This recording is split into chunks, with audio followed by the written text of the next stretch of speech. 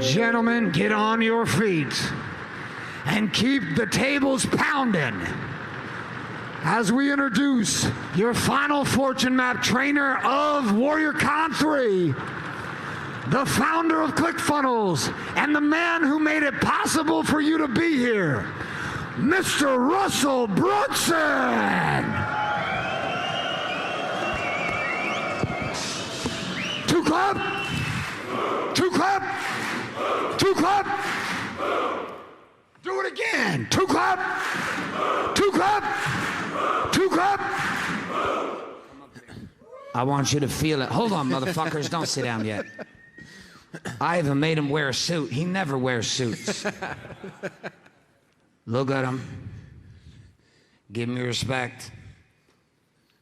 Because I'm not fucking around when I say this man and his sacrifice as an entrepreneur for 20 years made you being in this room possible.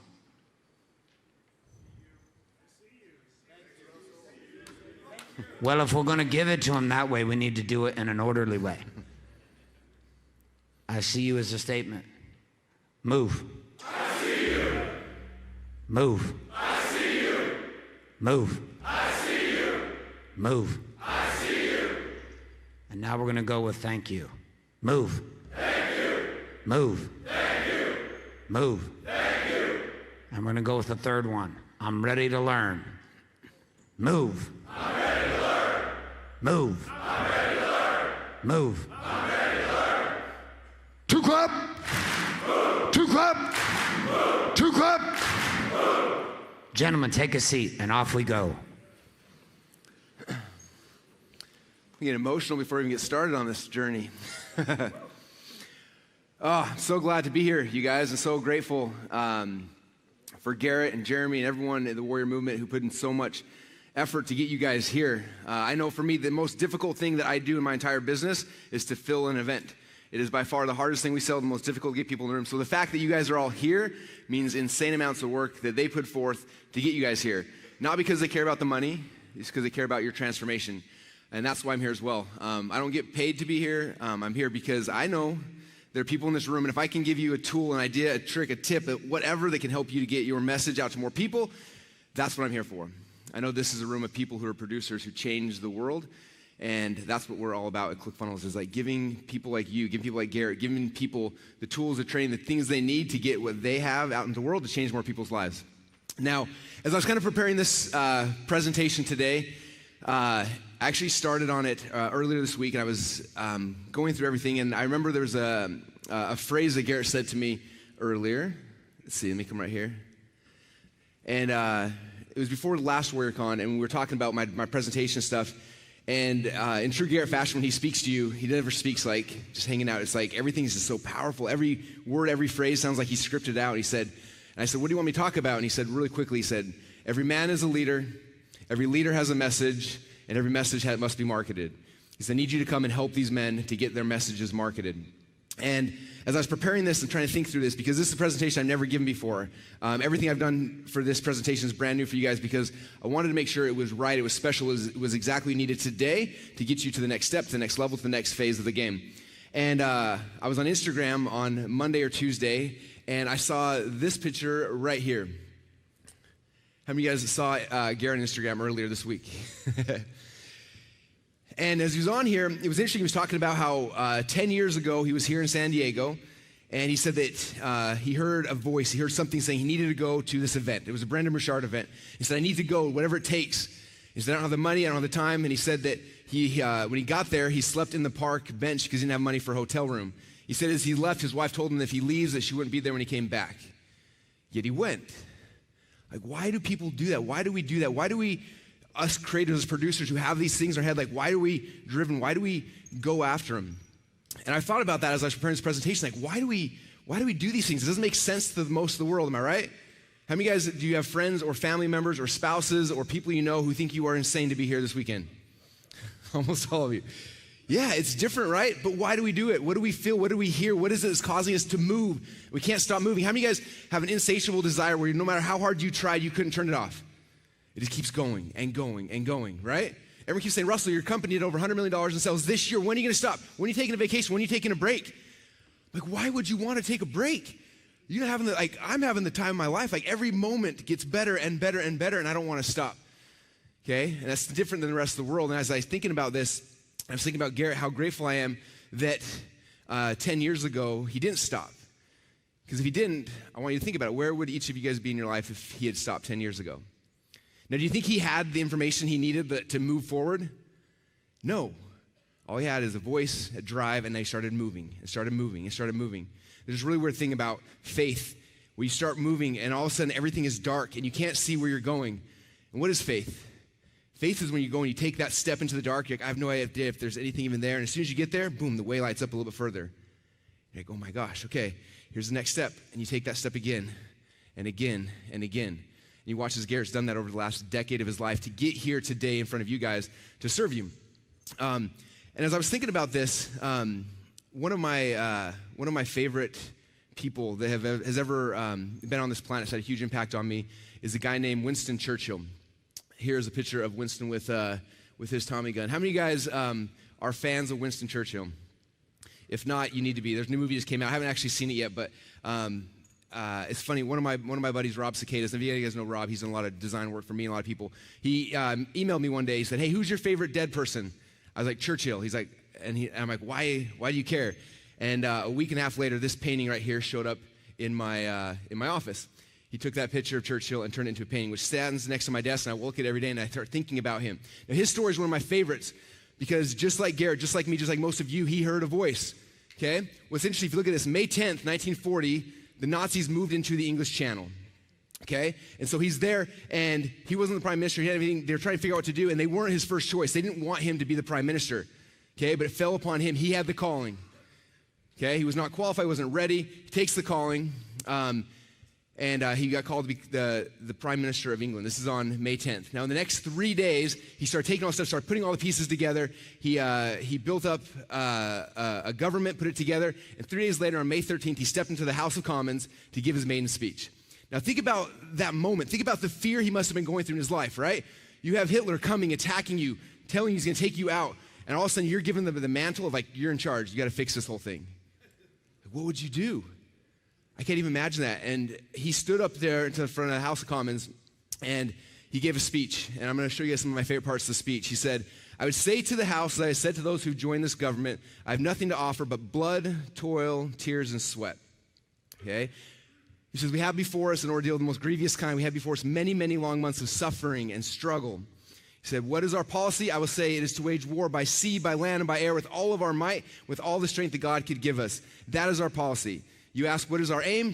And I can answer that in just one word." He said, victory. Victory at all costs. Victory in spite of terror. Victory however hard and long the road may be. That right there is the attitude that makes you win, right? If Garrett said, "Hey, I'm going to do this. Unless it gets hard, then I'm going to go home, and I'm going to stop because it's going to be painful." He walked into it with that mindset. That mindset, like, I'm going to figure this out. We're going to fix this. We're going to fix myself. I'm going to fix my family. I'm going to fix other people. I don't know the path. I don't know where I'm going. It's dark. I'm going to go. All I know is that I'm going for victory, however long and hard the road may be. Now, what's amazing is this is the speech that Churchill gave to his people, right? After that, he came on the radio to speak to the entire world at large. And on that presentation, he picks up the microphone on the radio and says, "This is one of the most awe-striking periods in the long history of France and Britain. Upon us, upon all of us whom the long night of barbarism will descend, unbroken even by a star of hope, unless we conquer, as conquer we must, as conquer we shall." Then 2 weeks later, he went back to Parliament, and in front of his people again, he said, "We shall not flag or fail. We shall go to the end. We shall fight in France. We shall fight in the seas and the oceans. We shall fight with growing confidence and growing strength in the airs. We shall defend our island, whatever the cost may be. We shall fight on the beaches. We shall fight on the landing grounds. We shall fight in the fields and the streets, and we shall fight in the hills. We shall never surrender." That's the call, you guys. For you to do what you want to do in business, in life, it can't be, "Oh, I hope I can make this. I hope I can figure it out. I hope I can figure this out." That's the message where you stop. When you come here and say, "We shall never surrender," that's the difference. It's one of the reasons why Churchill's one of my favorite people in the world. I looked at this Instagram of Garrett, and I think about this back then. Like, that must have been what was ringing through his mind before he created this movement for you and for us and for everybody whose lives he's changed. It's victory, victory at all costs. In spite of terror, victory however long and hard the road may be. Now, for most of you guys, this stuff I'm going to be talking about over the next 90 minutes, some of it's going to be hard. I heard somebody earlier today talking about how they were writing for the first time. They're used to computers, right? Some stuff's gonna be different. You're gonna be looking at things through a different lens, trying to figure out things differently than you've ever done before. I'm gonna challenge some of you guys on some things. Some of your beliefs, things you believe have been true for a long time, are gonna be shifted a little bit. But you gotta be okay with that, because this is the path. Victory, however long and hard the road may be. Now, I would love to go back 10 years ago and been there and seen Garrett on the park bench and be like, hey man, just so you know, 10 years from now, you're gonna change a lot of people's lives. Don't stop. I wish I could go back to myself about the same time in the journey and go to me and say, look, Russell, right now you have no idea what you're doing. You struggled in school, you struggled in all these things, but for some reason you're excited about this business thing, you're excited about like marketing. Like, I don't know what it was, like there's something that caused me to have this insatiable desire for marketing and business. It didn't make any logical sense. I could barely even read a book in school, and as soon as I found out this one topic, I couldn't stop. I kept going. I know each of you guys have that, but you got to break through that and just go however long and hard the road may be. Okay, for my presentation, I'm going to be covering three core segments. Number one, I'm going to talk about how every man is a leader. I'm going to talk to you guys about some of the things I've learned about leadership that have dramatically impacted me along this journey that I think will help you guys as well. And then number two, we're going to talk about how to find your message the correct way. And then the last, we're going to talk about how to market the message you've been given. All right, now, before you can lead, I think that too many times in the conversation, we pick up about here, okay? We pick up where we talk about, like, how do I grow as a leader and how do I contribute and help other people, right? That's typically where the conversation of like leadership begins. And I know for me, when I started 10 years ago into this whole, man, it's been actually closer to 15 years ago. 15 years ago when I started on this journey, trying to figure out this thing, how do you figure out business? How do you make sales? How do you do all those things? And I was trying to figure it out. I started with growth. I need to grow. I need to read. I got to like personally develop myself. I started trying to contribute, helping other people, and it was like, I would have some success and then it would fall back. I'd have some success, would fall back, and I couldn't ever like break through the plateaus. How many of you guys ever felt that feeling before? It's painful, right? You know what you have to do. You know how you're going to change somebody's life, and you're just stuck. Like every step forward, you go like 2 or 3 steps backward. You get step forward, 2 or 3 steps backwards. And for me, for a long time, I didn't know what to do or how to do it, or how to break through that, until I met this man right here on my journey. Excuse me. Oh, my slides are.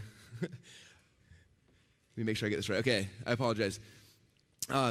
Before I met Tony Robbins, I'm going to show that slide here in a second. Actually, I'll go there real quick. I met Tony Robbins, and I met Tony during my journey. I went to a UPW event. How many of you guys have ever been to UPW?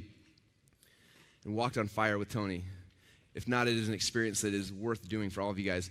Now, I was at a spot with my wife and I. We were struggling. My business was struggling. A whole bunch of things happened, and I had met Tony through a business relationship, and we were trying to set up a deal with him, try to work through something, and Tony's got a really cool philosophy where you can't work with him until you've walked on fire with him. And so he said, if you want to work with me, you need to come to UPW and walk on fire, and then we can then you'll know who I am, and we can discuss doing something together. So next week I'm up in Toronto, we're walking on fire, and I'm learning all this stuff from Tony, and all these things that were different than I ever looked at things before. And one of the things I'm going to go back a slide now that was powerful. How many of you guys have ever heard the concept of Maslow's hierarchy of needs? All right, this is coming back to junior high school. And this is going to tie back into what I learned from Tony. So it's interesting, if you look at Maslow's hierarchy of needs, what he basically says in here is there's different levels of needs that have to be met, right?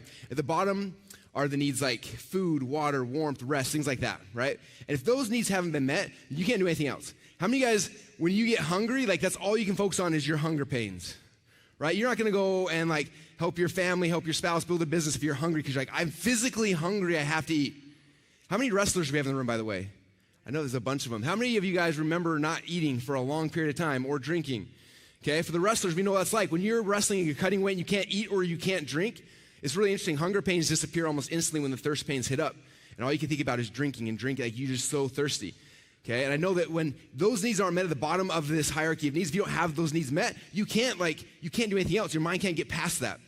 Okay, then you drink water and all of a sudden your hunger pains come back in. You're like, oh my gosh, I'm hungry. I haven't eaten in a week. Then you start eating and then all of a sudden you start worrying about other things like, oh, I got homework, I got school, I got my family. But when the thirst pains are there, everything else disappears. Okay, that was Maslow's whole concept here on the slides. It starts at the psychological and moves up to safety and then from belonging and then to esteem and self-actualization. And nobody can get to the top until the bottom needs below them have been met. Okay, it's fascinating. It's like so many of us, we're trying to do these things at the top, but our needs at the bottom never been met. Now, I learned this in school. It didn't mean a lot to me until I met Tony. And Tony talked about this concept he called the 6 human needs. And when he explained this to me, it was a radical shift in how I viewed everything in life. how I viewed my family, my wife, my kids, my business, everything I've struggled with, everything I've had success with, and everything came back to this concept. And I've shared this with my team and my company over and over and over again. And I think this is probably the first time I ever talked about it publicly. But when you guys understand this, it is the key to so much we're trying to do, okay? Because so many of us are trying to grow so we can contribute, so we can change people's lives. But the problem is that our needs haven't been met, and so we can't keep moving forward. Okay, so let me walk you through this. So Tony Tommy said that there are 6 human needs. 4 of the needs are needs of the body, and 2 of the needs are needs of the spirit. Okay, I'm going to start with the needs of the body. So the first human need is the need for certainty. Okay, this is hardwired into the physical bodies that God blessed us with. Okay, we have to have certainty. If we don't have certainty, our body will crave it and desire it. It needs to have certainty. Okay, so that's the first thing. So if you think about it, in your relationships, in your life, in everything you're doing, like you have to get certainty. If you don't get certainty, you will start searching for that certainty because you have to have it. Okay, now what's interesting is the second human need is actually the exact opposite of certainty. Certainty is like everything's the same, exactly the same, it's perfect, like this is the way I want it to be. The second human need is this really crazy thing called variety, which is like the opposite. It's like I want everything, I want things to change, I want to be different today, tomorrow, the next day, for forever, right? So you have this amazing thing called certainty, and then you have the opposite, which is variety. Now that's what's so messed up about us is our bodies have to have both. Without both, we go crazy. Okay? So that's the first 2 needs. Now you move on to the third need. The third need is called significance. What is significance? We want people to think we're great. We want to feel that feeling of like, oh my gosh, they think I'm awesome, right? Now, what's the opposite of significance? The opposite of significance, but you're putting yourself on a pedestal saying, look how great I am, is love and connection. Oh, this is where you take yourself out of the picture and you're focusing on other people. Okay?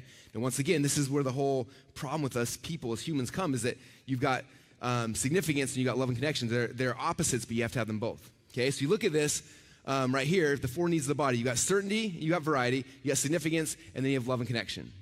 Okay, now, what Tony taught me was so fascinating. He said, if you look at this, as soon as any part of your body gets at least 3 of these needs met, it actually causes what he calls a physical addiction. Okay? It causes a physical addiction inside of your body. Your body will start craving it. It won't be able to sleep at night. So imagine this. Imagine the very first time you met your spouse or your wife or your girlfriend or whoever it was, right? And you met them, you thought they were cute, you asked them out on a date, and she says yes, you're all excited, you go out on this date, right?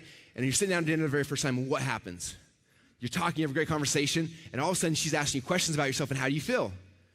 I feel very significant. Like she cares about me, right? So boom, one of the 4 needs have been met, okay? Then we're going on a date. It's a new date, new experience, new fun. So we get variety, which is really, really fun. Second need met. And then hopefully take her home at the end of the day, give her a hug, give her a kiss. We get love and connection. Boom, 3 needs are met, and it causes an addiction. And we fall in love, right? Okay? And that's what starts happening. This person's like, we can't think about it. Like our body is physically addicted to them. Okay? And it gets better and better and better, and then finally you fall in love, and then your beautiful spouse says, man, the thing I want is I want some more certainty in my life. You say, okay, we're going to get married, and everything's going to be perfect. Life will be just the way you dreamed about, so you get married, and then what happens? Okay? You get married, and all of a sudden, you get certainty. She's like, I'm certain you're my spouse. You're going to be here every single morning I wake up. It's going to be perfect. But then something starts fading away. Variety goes away, right? And then kids start coming, and all of a sudden she stops asking you about questions about yourself, and starts asking about the kids, and all of a sudden you lose connection, right? You lose significance, and you go from 3 or 4 needs to be met to 2 to 1, and all of a sudden your body starts craving it. Okay, your body will get its needs met one way or the other. Okay, so if it's not getting it from your spouse, what starts happening? Well, you go to work one day, you're hanging out, and all of a sudden, cute secretary comes in, right? She starts flirting with you, she starts asking questions, she thinks you're great, all of a sudden you feel significance. Oh my gosh. And then you're talking to your different, all of a sudden variety comes in, and all of a sudden really, really quickly it creates an addiction. It splits a marriage, and the whole thing falls apart. Okay? It's interesting, huh? One thing Tony Robbins told me, he said, it's fascinating, he said, there's never once been a marriage where all of the spouse's needs have met that they've ever left. Ever. There's never been a kid who left and got addicted to drugs when all their needs are met in the family. It's fascinating. It makes me start thinking for myself. You start thinking about your customers, like why do people leave your company? Why do your employees leave your company?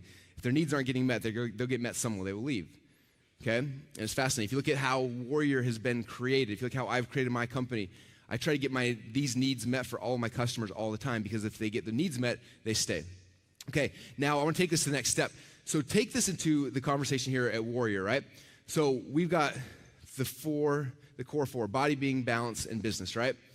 So what I've found, what Tony taught me, and is so true, is if your needs aren't getting met in one spot, you're gonna start looking for them other places, right?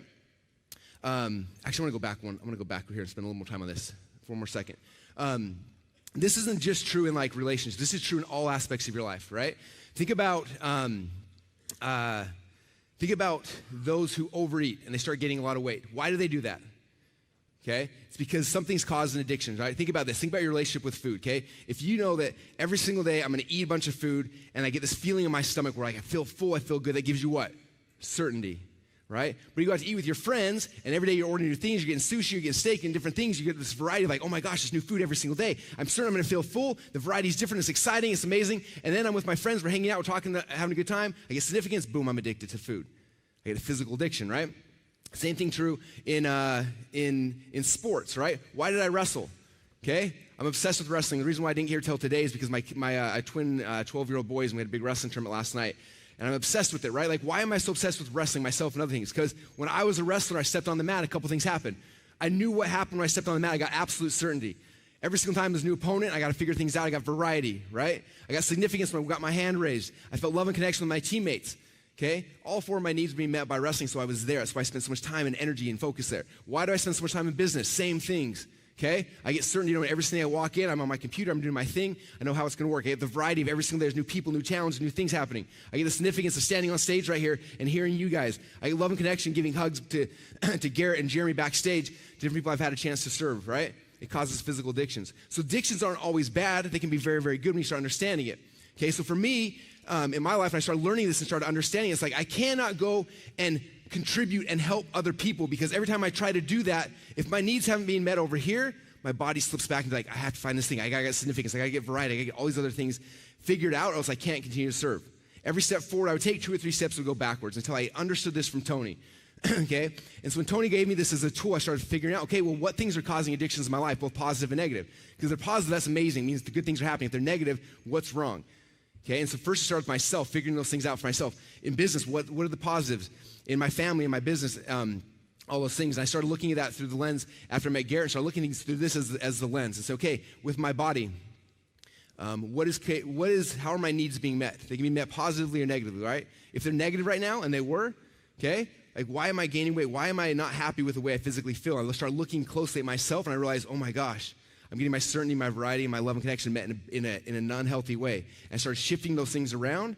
Like, how do I get significance now? Now I get significance in a different way. Okay, and I shifted those things around in my body, and all of a sudden it became really easy to lose weight. Okay? Same thing in business, same thing in balance, same thing in being. Like, all those things, you look at those as a lens looking at how am I getting my needs met right now? And if they're negative, how do I shift those things to get the right needs met?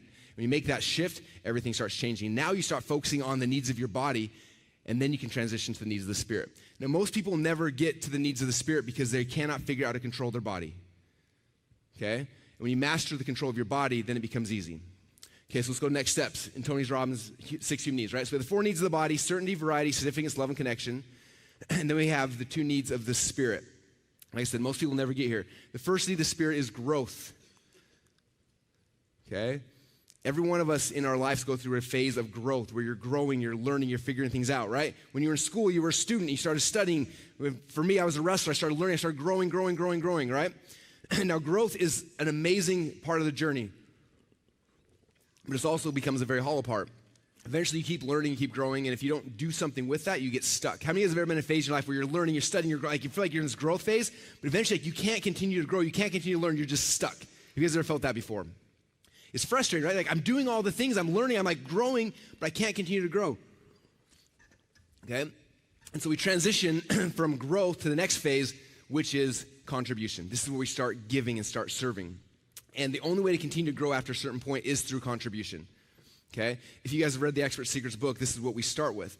Okay, most experts come into this game where they're going through this growth phase, they're learning a million things about all the stuff they're doing. They're so excited about the topic, the business, the thing they're trying to develop. And the only way for them to continue to grow is to switch to contribution. Okay, the first time I ever saw this was when I was a high school, in my senior year in high school. I was a state champion. I just taken second place in the nation, and I thought I was like the stuff. I thought I was like the best wrestler in the world. The ego that comes with that. And I remember my coach asked me if I would come to a wrestling camp and actually coach wrestling with him for the week. And I was like, I don't really have time for that. And he's like, I'll pay you $100 for the week. And I was like, I'm in. For me at the time, that was everything, right? So I went down this wrestling camp thinking I was like so good and thinking I was the best person in the world. And I go out there and these little kids are trying to learn these wrestling moves. And there's a couple things that I'm really good at that I focus on. And my coach was like, hey, go teach these guys these different techniques. And so I went over and I started trying to teach them. I'm like, hey, this is how you do it. And all the kids went out and they tried it and none of them could hit it. I'm like, no, why are you guys so dumb? Try it again. Get it together. I show them the move again. He go do it. And they tried again and they couldn't get to work. They tried 3 or 4 times, couldn't get to work. I'm like, why? How do they can't figure this out? What's going on? I remember I finally went down, I sat down, I was like, I got to figure this out for myself. And so I broke it down, I started looking like, oh, the reason why this move works is because my hips here and my legs are here, and the way that I position things, like that's how it works. So I sat down with the kids and I broke it down, like this is why it works. I broke it down for them in a simple process for them to understand. After they understood it, then what was amazing, they started doing it. But then for me, I was like, oh my gosh, I see the pattern. Now I know why that actually works. And then I was able to take that and start reverse engineering it and start learning how to do it better. Okay? When I started contributing is when I started getting the higher levels of growth that I dreamt about. This is true not just in wrestling, but in all aspects of my life. Okay? In business, when I was running my own business and doing things, like I loved it. I was having a ton of fun. But when I started transitioning from just focusing on growing my own company to the contribution of others, that's when ClickFunnels grew. That's when everything we've done at this point started growing. Okay? It's that shift from growth to contribution. Now, like I said, these are the needs of the Spirit. Now, what's interesting is if your goal is to be a leader and to change people's lives, and this is where you're focused on, I'm going to grow and contribute, but you have not figured out the needs of your body, you will get stuck. Every time you start moving towards this, you'll be growing, trying to learn, trying to figure things out, trying to help and serve, and then your body is like an anchor sometimes. It'll just pull you back into the spot where you have to keep going through the process, right? Okay, so for me, this is such a powerful tool because when I understood it, I could control my body, which then gave me the ability to be free so I could go and I could grow and I can contribute and serve people at a higher level. Okay? So this is kind of the map, if you guys want to look at that really quickly, is the 4 needs of the body: certainty, variety, significance, love, and connection, and then the 2 needs of the Spirit: growth and contribution. This concept has helped me to become a leader more than probably anything else. All right, so that's step number 1. After you're free of the needs of the body, now you can lead. Number 2 now is figuring out your message. How many of you guys feel pretty dialed in, like, I know what my message, I know what my product, I know what my service is right now? How many of you guys are kind of in that zone where like, I'm still trying to figure this whole part of it out? All right, about 50-50. That's awesome. Hopefully some of the stuff I give you guys right now is going to help a lot. So in the Expert Seekers book, how many of you guys read the Expert Seekers book, by the way? Well, thank you. That makes me feel great. One of the concepts I talk about in there is what we call the 3 core markets or the 3 core desires. The 3 core desires that all of us human beings have are health, wealth, and relationships. I'm curious really quick, for those of you guys, when you first came into Warrior, how many of you guys came into Warrior because you wanted to improve your health? How many of you guys, was that the channel you came through? Okay. How many of you guys came to Warrior because you wanted to improve your wealth? How many of you guys came into Warrior because you wanted to improve your relationships? Okay. Garrett's hit all 3 of the core desires as he brought people into this movement. My guess is different landing pages spoke to different areas, different people to bring them in. Okay. Now, all businesses fall somewhere into these things: health, wealth, and relationships when you look at them. Okay. And so that's the first thing. Now, I need you to understand the market today and how you guys, where you have kind of inherited it, okay? We understand where the market is today, helps you understand what you need to do to really dominate in this thing, okay? So let me pull back up the slides again. So right here, the 3 core markets: health, wealth, and relationships. Now, when this first came out, right, this is back in the early 1800s, early 1900s, late 1800s, when the markets were being developed, right? At the very beginning, there wasn't a lot of people doing this, partially because there was no distribution, right? The people that were able to figure this out, people that had big brands, they had big money, they had distribution. And so initially, there was people doing health, there were wealth, and there were relationships, okay? And at first, it was this amazing thing where people that jumped in the game just made a bunch of money. It was a blue ocean. If you read the book, Red Ocean, Blue Ocean, this blue ocean, you can jump in there, nobody else is there, you're pulling fish out like crazy and make a ton of money. Okay, and that's what happened for a long time. And then the next phase of this is other people started saying, wow, these guys are making a lot of money in health or in wealth or in relationships. And then all of a sudden, more people started coming out. Okay, and they went from these amazing blue oceans to what we call a red ocean, where now there's not just one person in that ocean, now there's 10, 20, 30, 50, 100, 500, 1,000 people, all going after the same customers, trying to serve them the same way. Okay, so the next evolution of the market went from the 3 core markets to what we call the sub-markets, okay? And that's where inside of each market, they said, well, this is wealth, but inside of wealth, there's a whole bunch of different sub-markets. There's real estate investing, there's stock markets, there's business, there's marketing, there's sales, there's internet marketing, there's real estate, there's eBay, there's all these different things, right? And so the next phase of the markets were the sub-markets that started popping out, okay? And this is true to everything. In relationships, there's sub-markets. In health, there's sub-markets, okay? Every time I talk about this, there's always somebody who afterwards is like, well, my business doesn't fit into any of those markets, Russell, okay? And you have to understand, all businesses do. The marketing message behind any of your businesses fit into one of those things. Okay, a really good example. There's so many good examples. One example, right, is like if you think about Gillette razor. Stephen Larson, one of my buddies, was talking about this to me the other day. We were geeking out on this for like 2 hours, and he said, "What's interesting is like think about the Gillette razor. He's like, it's a razor, right? It's just a physical product. But what market does that fit into here? Is it health, wealth, or relationships? How do they sell it? Relationships, right? They sell it based on relationships. Any of you guys here in the Dollar Beard Club? Okay, it's the opposite, right? But what is that? How do they sell? How do they sell Beard Club? Anyone know? Where are my men with beards? Someday I'm going to grow a beard. I keep trying. So if you look at that, if you look at their ads, if you go to beardclub.com and then let them retarget you, you look at the ads. It's amazing. They're all based on relationships. They're all making fun of men who can't grow beards. One of the ads cracks me up. It's this dude with like the most amazing beard. And he's like, no one's ever said, hey man, nice shave. And then he walks off the screen. And people like me are like, oh, I can't grow a beard. This is the worst, right? And then half are like all these women flocking on the guy with the beard. And it's selling towards relationships, okay? Any business you're in, it's fulfilling one of the three core desires, either health, wealth, or relationships. Okay? If you're not sure which one it is, you got to think through that, because if you don't know that, you're not going to be able to market it. Okay? This is why people are buying health, wealth, and relationships. Okay, so that's how the market began. Then the submarkets came out. People started developing these submarkets where they became blue oceans again. They're making a ton of money, and then what happened? Everyone started looking like, oh man, he figured out real estate investing. I want to be a real estate investor guy too, and they jumped in. And more people jumped in. Soon, these blue markets became red and bloody as well.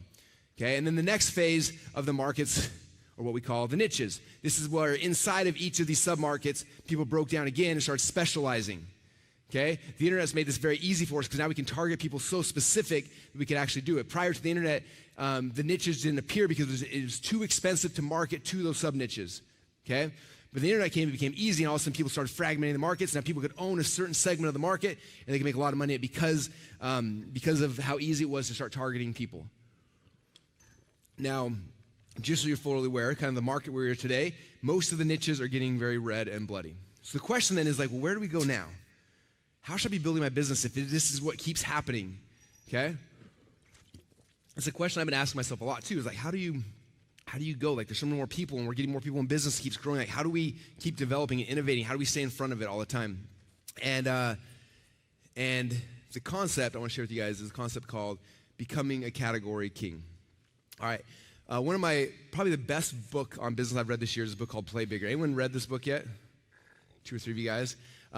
In this book is all about a concept called category design. Okay, about designing your own category. And what's interesting, it talks about, he says that in every business segment, right, in every market, every niche, whatever you want to call it, there's typically one category king. Okay, and the category king sucks up like 90% of the business. Okay, and then all the Me Too's come after, and the other 10%, the other scraps that are there, like all the other businesses kind of fight over it. But usually there's one business in each core market that is the category king. Now, based on historical data over the last 150, 200 years, it's almost virtually impossible to dethrone a category king. After you become the category king, it's almost impossible to knock you off. Okay? Because you sucked up so much of the market share, you have the branding, you have all those kind of things. So think of the big companies, think of Apple, think of Amazon, think of all these people. They became the category king and they sucked up all the business, now they control it. Right? And everyone starts fighting over the scraps. Okay? Think about Warrior, for example. Okay, when Warrior came out with this message, it was new, it was brand new, and Garrett quickly developed a category and became the category king of it. Okay, and since then, there have been tons of people coming after him, tons of knockoffs. They're all fighting over the last 10%, right? And so most of us come into businesses like, oh, cool, someone's doing something awesome. Let me do the same thing. I'm going to fight over the 10% of the scraps. That's a horrible way to look at it. Okay, when you start understanding the concepts of building your own category, it's like, look, let me develop something where I can become the category king. I can suck up all the business in it, and then we control it. Okay. All right, now, inside the book, he kind of talks about how to design, like, the whole concept of this is really powerful. And there's 3 core phases. Number 1 is how you design your company. Okay, now I'm not going to go too deep into this, but this is like how do you design your company, your employees, your team, like the culture, all those kind of things. How do you design and develop that part of it, right? Number 2 then is the product design. How are you going to create your product? What's it going to look like? What's the technology going to be? Okay, so both those kind of outside this conversation, but those are the 2 pieces of it. And then the third piece, and this is what I feel is the most important, is the category design. How do you want your market to work? How do you craft, how do you create your own category? Okay? Now, to kind of show you guys how this works, if you look at the world that I'm in, the business I'm in, right, there's 3 core markets: health, wealth, and relationships. Then you go to the sub-market, there's marketing. Then inside of marketing, there's a whole bunch of different things. There's email autoresponder, CRMs, marketing automation, all these different things, right? So 4.5 years ago, when we decided to come out with ClickFunnels, I could have come like, okay, look, what am I? Like, oh, ClickFunnels, we have an email autoresponder. ClickFunnels, we have the greatest email autoresponder in the world. I'm competing against 8,000 other people, multiple category kings for that spot, right? Or I come down to the next thing here. There's CRM. Okay, Salesforce right now, we went and did a big tour at Salesforce. They're like, I think $7 or $8 billion in sales this year.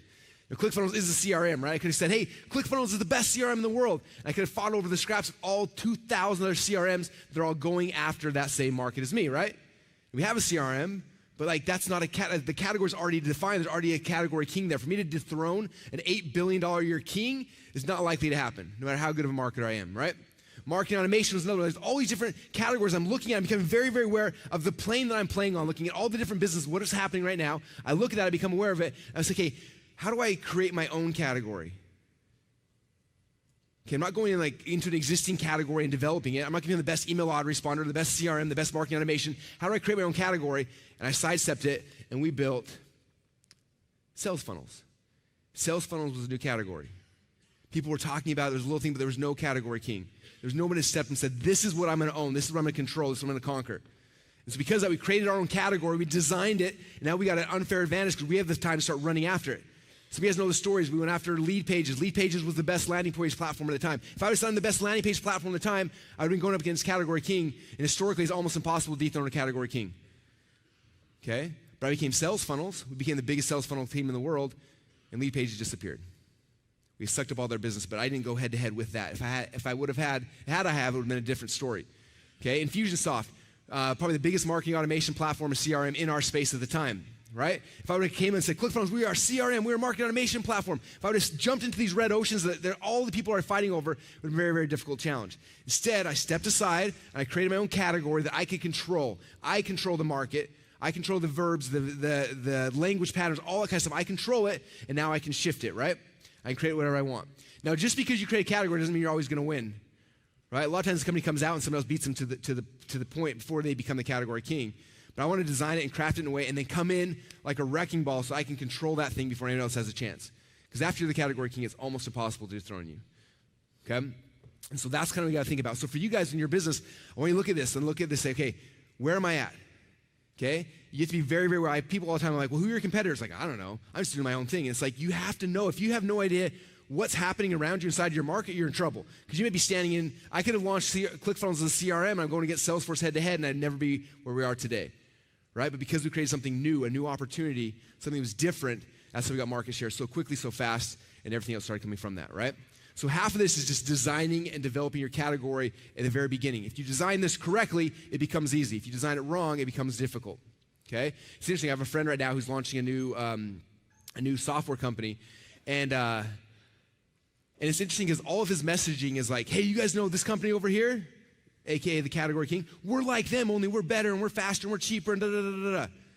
Just by the phrasing of the market, how he's doing his marketing, how he's doing everything, the best case scenario is going to be fighting over the scraps with all the other 10%, the last 10%. There's no way he's going to dethrone someone by saying we're kind of like this, but cheaper, better, faster. Okay, if you've read the Expert Seekers book, I talk about the difference between an improvement offer and a new opportunity. Improvement offers, we're better, we're faster, we're smarter. Okay, people do not move, they do not shift their lives because of improvement. They shift because of new opportunities.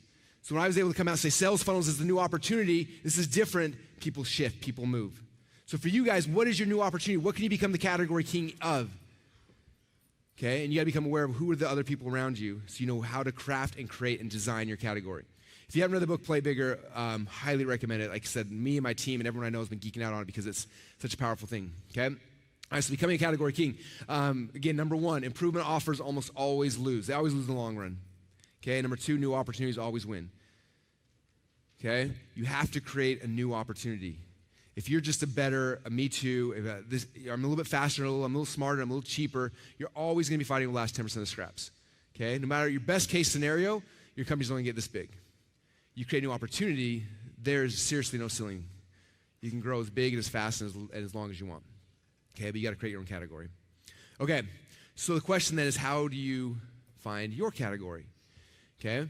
Because that'd be nice to wake up one day and just be like, hey, this is the category I'm gonna own and dominate. But I tell you, I didn't wake up one day and say, okay, ClickFunnels is the category, I'm gonna be the sales funnel guy. I didn't know that. Garrett didn't wake up one day, I guarantee, and say, hey, I'm gonna build this movement, it's gonna be called Warrior, and all these men are gonna come, we're gonna change their body being balanced. Like, none of that stuff started from the very beginning, right? That all comes as part of the journey, okay? So you have to start the journey. So the first phase here is you have to find your voice. When you start finding your voice, this is where the category, the market will start coming to you. It'll start appearing. Okay, I see people who spend so much time trying to figure out a business plan and a business model, all sorts of stuff, just waiting for the perfect thing that never actually comes.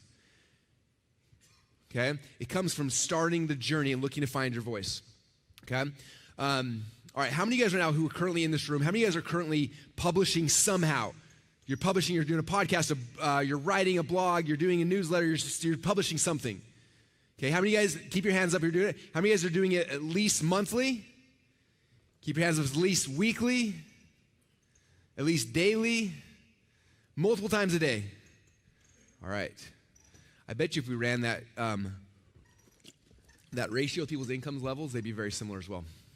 Okay, the first thing is you have to find your voice. Now, this is gonna be scary for a lot of you guys. Some of you guys are like, I don't need to find my voice. This is not what I do, Russell. I am selling manufacturing. I'm doing whatever, and you've got something you figured out, and you're already basically telling me that's not true, but you have to understand the voice is what helps you to market the product. I don't care what product, what service you have. It's your voice that's going to be the thing that sells it in today's market, okay? It's no longer a brochure. It's no longer a fact list. It's your ability to communicate with the market. It's your voice that's going to be the thing that sells it. So if you don't have a voice yet, you're in trouble, okay? When we decided to go head-to-head with Infusionsoft and their $130 million in funding, and I had my credit card that was maxed out, one thing I had they didn't have is I had a voice. I was able to come out there and talk a lot and make a lot of noise.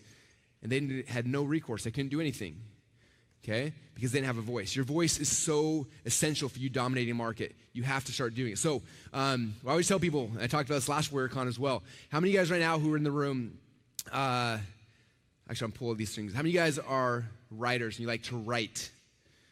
Okay, if you are a writer, then today you are officially a blogger. We usually go to medium.com, set up a free account, and start blogging every single day on there, at least for the next 30 days of your life. Okay, I'm gonna tell you what to blog here in a minute, but you need to start blogging. Medium.com, it's a free blogging platform. It takes 5 seconds to set up, it's on your phone. I have a friend right now, every blog post he posts, he gets 5,000 new leads that come into his funnels from every blog post on Medium. He's one of the biggest writers on there. But guess what he does? He consistently writes a blog post, 3 or 4 weeks, he keeps writing them. And at first, he didn't get any. And they got more, and they got more. And now every time he writes a post, 5,000 new people enter into his funnels, enter into his worlds because of it. He's been consistent for so long, okay? So if you are a writer, then you're going to start a blog. How many of you guys would rather die than write, but you would love to stand in front of a microphone and just talk into some microphone and talk? All right, so you guys are our podcasters. Congratulations, you've all started your own podcast. Podcasting becomes super easy. There's apps nowadays. You literally click a button, you talk in it. Then you click another button, you push a button, and magically it puts your intro and your exit and uploads it to iTunes, and in 5 seconds you have a blog. Or excuse me, your podcast. That fast. There's no more excuses. No more, I don't have the technology, I don't know how to do it. How many of you guys can download an app in this room? All right, that's like the technical knowledge you have to do to launch your own podcast. Okay? Now, when I started my podcast, 6 years ago, I didn't know how to podcast. I didn't know how to do it. I didn't even know how to set up my stats or anything. It was kind of this thing where I was like, I'm going to start a podcast. And I'm like, if I do it, though, I want to make sure I'm consistent because I don't want to be those people that just dabble and do it once and never does it again. Like, how do I become consistent with what I'm doing consistently over and over and over again? I thought the only way to be consistent is if it's like something I'm already doing. So at the time I was driving from my car, I had like a 5-minute commute from my house to my office. So I called it marketing your car. And I would just talk on my phone while we were driving to the office. I did that for episode after episode after episode. I think I'm like 600 something episodes now. We changed the name of it to Marketing Secrets, but I've done it consistently. And I remember we were at a mastermind group in Boise, and Garrett was there with his wife, and we had this guy who was like, he's publishing a podcast like once a month or once every other month or something. And he's like, well, I don't have anything else to say. I don't have anything. And Garrett looked at me and he said, Russell, how come you still publish your podcast every single day? I said, I'm still trying to figure out my message. And he stopped and looked at it. He's like, that's what Russell just said. So for all of you guys, like, I'm still doing this today. Garrett still publishes his. You need to be still publishing. Whatever you're doing, you got to consistently keep on doing it because it's going to help you to find your voice and a whole bunch of other things. Okay, and then how many of you guys don't want to write, you don't want to do audio, but you love to be the star of the show? It's smaller. I'm surprised in this room. Where those of you guys want to be a star of the show, it's video. Video is going to be your platform where you can set up a camera and talk. Instagram, Facebook, YouTube, I don't care, but you got to start publishing and getting things out there, okay? Now, a couple things. The first reason why you're doing this, because you are going on this path to get a result, right? Whatever it is you're trying to figure out. For me, I was trying to figure out how in the world do I grow my company through sales funnels. I don't know. In fact, I started my podcast on the back end of my company collapsing, me firing over 80 employees, almost going through bankruptcy, losing everything. I thought, this is the perfect time to start a podcast. So I started a podcast, and I started talking about me trying to figure out how to get back on top. Okay, so you look at this little graph here at the very top is the result. So I knew where I was trying to go. The same result I wanted to get to everybody else. I wanted to get Garrett that result. I wanted to get you guys that. I didn't know how to do it yet, though. So I went on this journey, and I started podcasting as I was trying to figure out this result. What am I going to do? I tried this, it didn't work. I tried this, it didn't work. I tried this, it did work. Oh my gosh, I tried this. This one worked too. I started sharing all these things, and in the journey of me going and getting the result for myself, I learned thousands and thousands of lessons that I can share with you guys. I can share with my community, through books, through all other stuff. But I didn't know that stuff 10 years ago. Okay, but because I picked a goal, I picked a result I was going after, and I started following it, I was able to get there. Okay, so number one is documenting the journey. Number two is testing your material. Okay, it's interesting. I get people all the time who are like, man, Russ, this is easy for you because you're so good on stage. And I smile, I laugh, and recently we just launched this product called 10X Secrets, and I found the very first time I ever spoke on stage. And I showed everybody the video. I'm like, this is the first time I spoke on stage. It was Russell in a suit and a tie. That's the last time I wore a suit before today. And I had a shaved head and glasses, and I was talking this quiet. I was so nervous. And it was like the worst thing in the world, right? And I was scared to death. I didn't know what I was saying. I was trying stories out that weren't working, and it was just really, really bad. Okay, but I kept doing it until I started finding my voice and started learning it. Now, testing your material is interesting. Have you ever, actually, let me step back. I was at this mastermind event with Dean Graziosi and Lewis Howes and a whole bunch of really cool guys. And we're sitting around the campfire, and we were talking about, I thought it was supposed to be a business marketing event, but it turned into like this emotional man thing, and we were crying, and it was kind of like Warrior sometimes. You're just like, I thought I signed up for this, but I'm going through this really amazing thing that's different. And it was just this kind of weird experience, right? And we're sitting there around this campfire, and everyone's telling stories, and we're all crying about our families and our kids and all sorts of stuff. And then Dean Graziosi shared this like marketing bomb that was just like one of the most amazing things. He said, have you ever wondered, like, you see a comedian who gets on like the Tonight Show or something, they stand up there and they tell their jokes, and they just nail everything, right? Every joke's amazing. You're like, that guy is so talented. And so what you realize is like, that's not like the comedian just step with the mic and just like hope these things were going to land, right? What happened is before this whole thing happened, the comedian went out and he's like, I got to figure out my material. So he went to this little tiny dive bar with like 8 people in it. He got his microphone, he wrote 10 jokes, told the jokes, and 2 of the 10 jokes landed. The other 8 were just like dead. And he was like, oh, okay, 8 were really, really bad, but two landed. So he goes back home to his apartment, takes the 2 that worked, writes out 8 new jokes, goes to the next bar, stands up, turns the microphone on, and goes. Boom, first joke nails it, second joke nails it, third one fails, fourth, but he gets another one that hits. Now he's got 3 good jokes. Goes back to his apartment, takes the 3, rewrites the other 7, comes back to the next bar, boom, steps with the mic, does it again. This time 4 of them land. Does it again. Next time 5 land. Next time boom, boom, boom. Until eventually he's tested the material till it's perfect. He goes to the next bar, stands up, every single word, every single line, nails it. Everyone, they die laughing. It's just perfectly executed. Then he goes up on the big stage. Boom. And they're like, every single one hit. Most amazing comedian of my life. Okay? Think about Garrett. Like, I'm going to tease him for a minute. Hope you guys don't mind that. But I was, as I was preparing for this, I was trying to find some pictures of Garrett and stuff like that. And I found this old YouTube video of Garrett. And I sent it to my assistant, Melanie.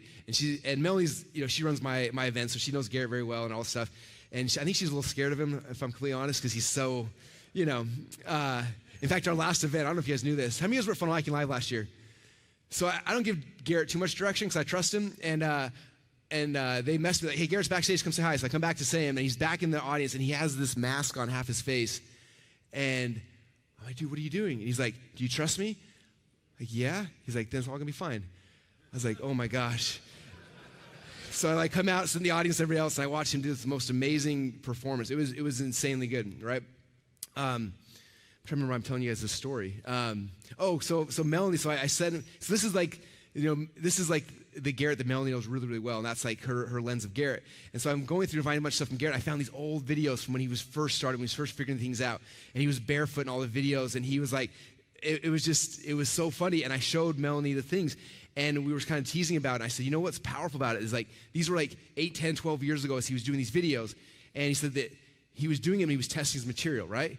He told us stories, and like one of the stories landed and affected someone's life. And he's like, oh my gosh, this is gold. I'm going to use it again.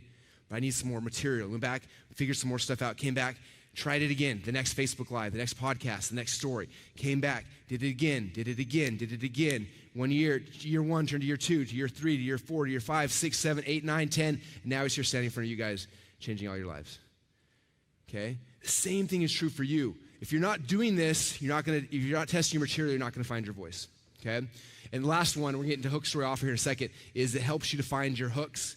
Okay? Every podcast, every Facebook Live, every Instagram, everything I'm doing, I'm throwing out all these hooks to find out what are the things that people connect with. I'm going to go deeper into that here in a minute, so I'm not going to spend too much time there. Okay? All right. I want to transition now to the marketing part of this presentation. So every man is a leader. Every leader has a message. Now every message must be marketed. And I want to go, guys, into probably the most simple presentation on marketing, but also the most powerful. If you can master what I'm about to share with you guys, it is the key. If you guys watch the video I made, Garrett asked me, he said, make a video about what you're going to talk about at WarriorCon. And so I made a video. How many of you guys saw the video, by the way? It's on the sales page. In the video, I talked about, like, marketing is just 3 things. Number 1, you have all this noise, right? Because customers are going through all this noise. Like, how do you cut into the middle of that noise and grab them, boom, and pull them long enough that you can actually talk to them, right? That's number 1. How do you cut through the noise and grab them? Number 2 is when you have them for a second, how do you tell a story that's persuasive enough and powerful enough to get them to want to change? And number 3, how do you make them an offer that's so powerful they will do everything that they can to go and find money to throw it at you because they need to have the thing you have? Okay? If you can master those 3 steps, this game becomes very, very easy. Okay? Excuse me. So these are the 3 steps. Number 1 is hook. Number 2 is your story. And number 3 is your offer. Hook, story, offer. If you look at, man, I train my internal team on this weekly. We train my clients, I talk about this probably for the last 8 months. This has been my message over and over and over again. It's so simple, but it's so powerful. Hook, story, offer. Hook, story, offer. Hook, story, offer. And if you start looking at everything that lens, I promise you it will transition and change things for you, okay? So hook, story, offer.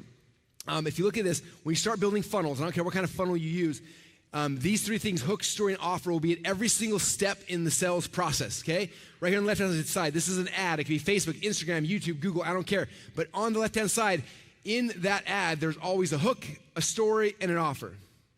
Okay? Then you transition, someone sees your ad, they click on it, they go to the next page, your landing page, there's always a hook, a story, and offer on your landing page.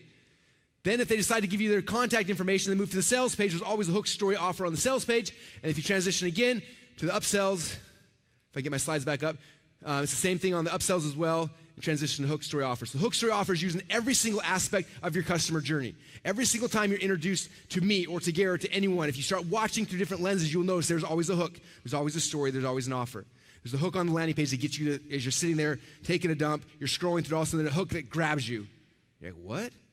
And you watch the video, tells you a story, and it's like, click on this ad, I'm going to show you something. There's the offer. You're like, you click on the ad, hook, story, offer. All of a sudden, boom, you're taken to this landing page, right? The landing page got something. There's a hook on the landing page, it's a different hook. There's a story, there's an offer. Give me your email address, I'm going to give you this thing, there's an offer. You come to the next page, I got this amazing thing to sell you, hook, story, offer. When you guys came to this event, there was some hook that got you interested in this event. There was a story that was told, and then they made you an offer, and that's why you're here today. Hook, story, offer, hook, story, offer. Okay, I'm going to go deep into this. But one thing I want you guys to understand is if something isn't working in your business, this is key, it's always either a problem with the hook, the story, or the offer. People pay me $100,000 a day for consulting right now. And they come, my funnel's not working, my business isn't working, what's wrong? And I look at the first page, I'm like, it's either your hook, the story, or the offer. Every single time. Your hook sucks, change it. Try another one, try 10, try 20, until you get the hook right. And no one's buying this thing, your offer sucks then, let's fix it. It's always a hook, a story, and an offer. That's it, that's the big magic, that's the secret behind it. There's nothing more than that. Hook, story, offer. If you master that, it becomes easy. So if something isn't working in your business, it's always either your hook, your story, or your offer. Okay, so I want to go into I'm going to go through this backwards. I'm going to start at offer first, and then go story, and then go hook, okay? And I'll tie everything together. So I'm going to start with the offer. So the offer is, this is what you're offering somebody when they buy something, right? And it's funny because I feel like in some businesses, people get this inherently, like, oh yeah, I'm going to make an offer. I'm going to give them this, and we're going to make a really good offer. But in other businesses, people really struggle with this. In service-based businesses, they struggle. In e-commerce businesses, they struggle. In tons of other businesses, they're like, this doesn't make sense for me, Russell. I had somebody told me like, I read Expert Secrets, Russell, but I'm selling stuff on Amazon. It doesn't make sense for me. And I want to grab them and be like, you need this more than anybody else, okay? The problem is, how many of you guys right now who are in this business or in this room right now, you sell a product? Okay, I want to tell you guys the problem with a product-based business. A product is a commodity, okay? When you are in a commodity-based business, there's always a race to the bottom, right? Okay, because if you got a product, someone else got a product, or service. I got a lot of friends who are chiropractors, right? And they sell an adjustment for $50. I'm like, all of you guys adjust someone for $50. You have a commodity, okay? So the only reason people give you money is because you're cheaper than everyone else, right? Cheaper or more convenient, that's it. Okay, and your business is always going to struggle as long as you are selling a product because you're a commodity and it's always a race to the bottom, okay? But when you transition from a product to an offer, you decommoditize yourself, and no longer are you at the whims of people shopping around because you're the only person that does this.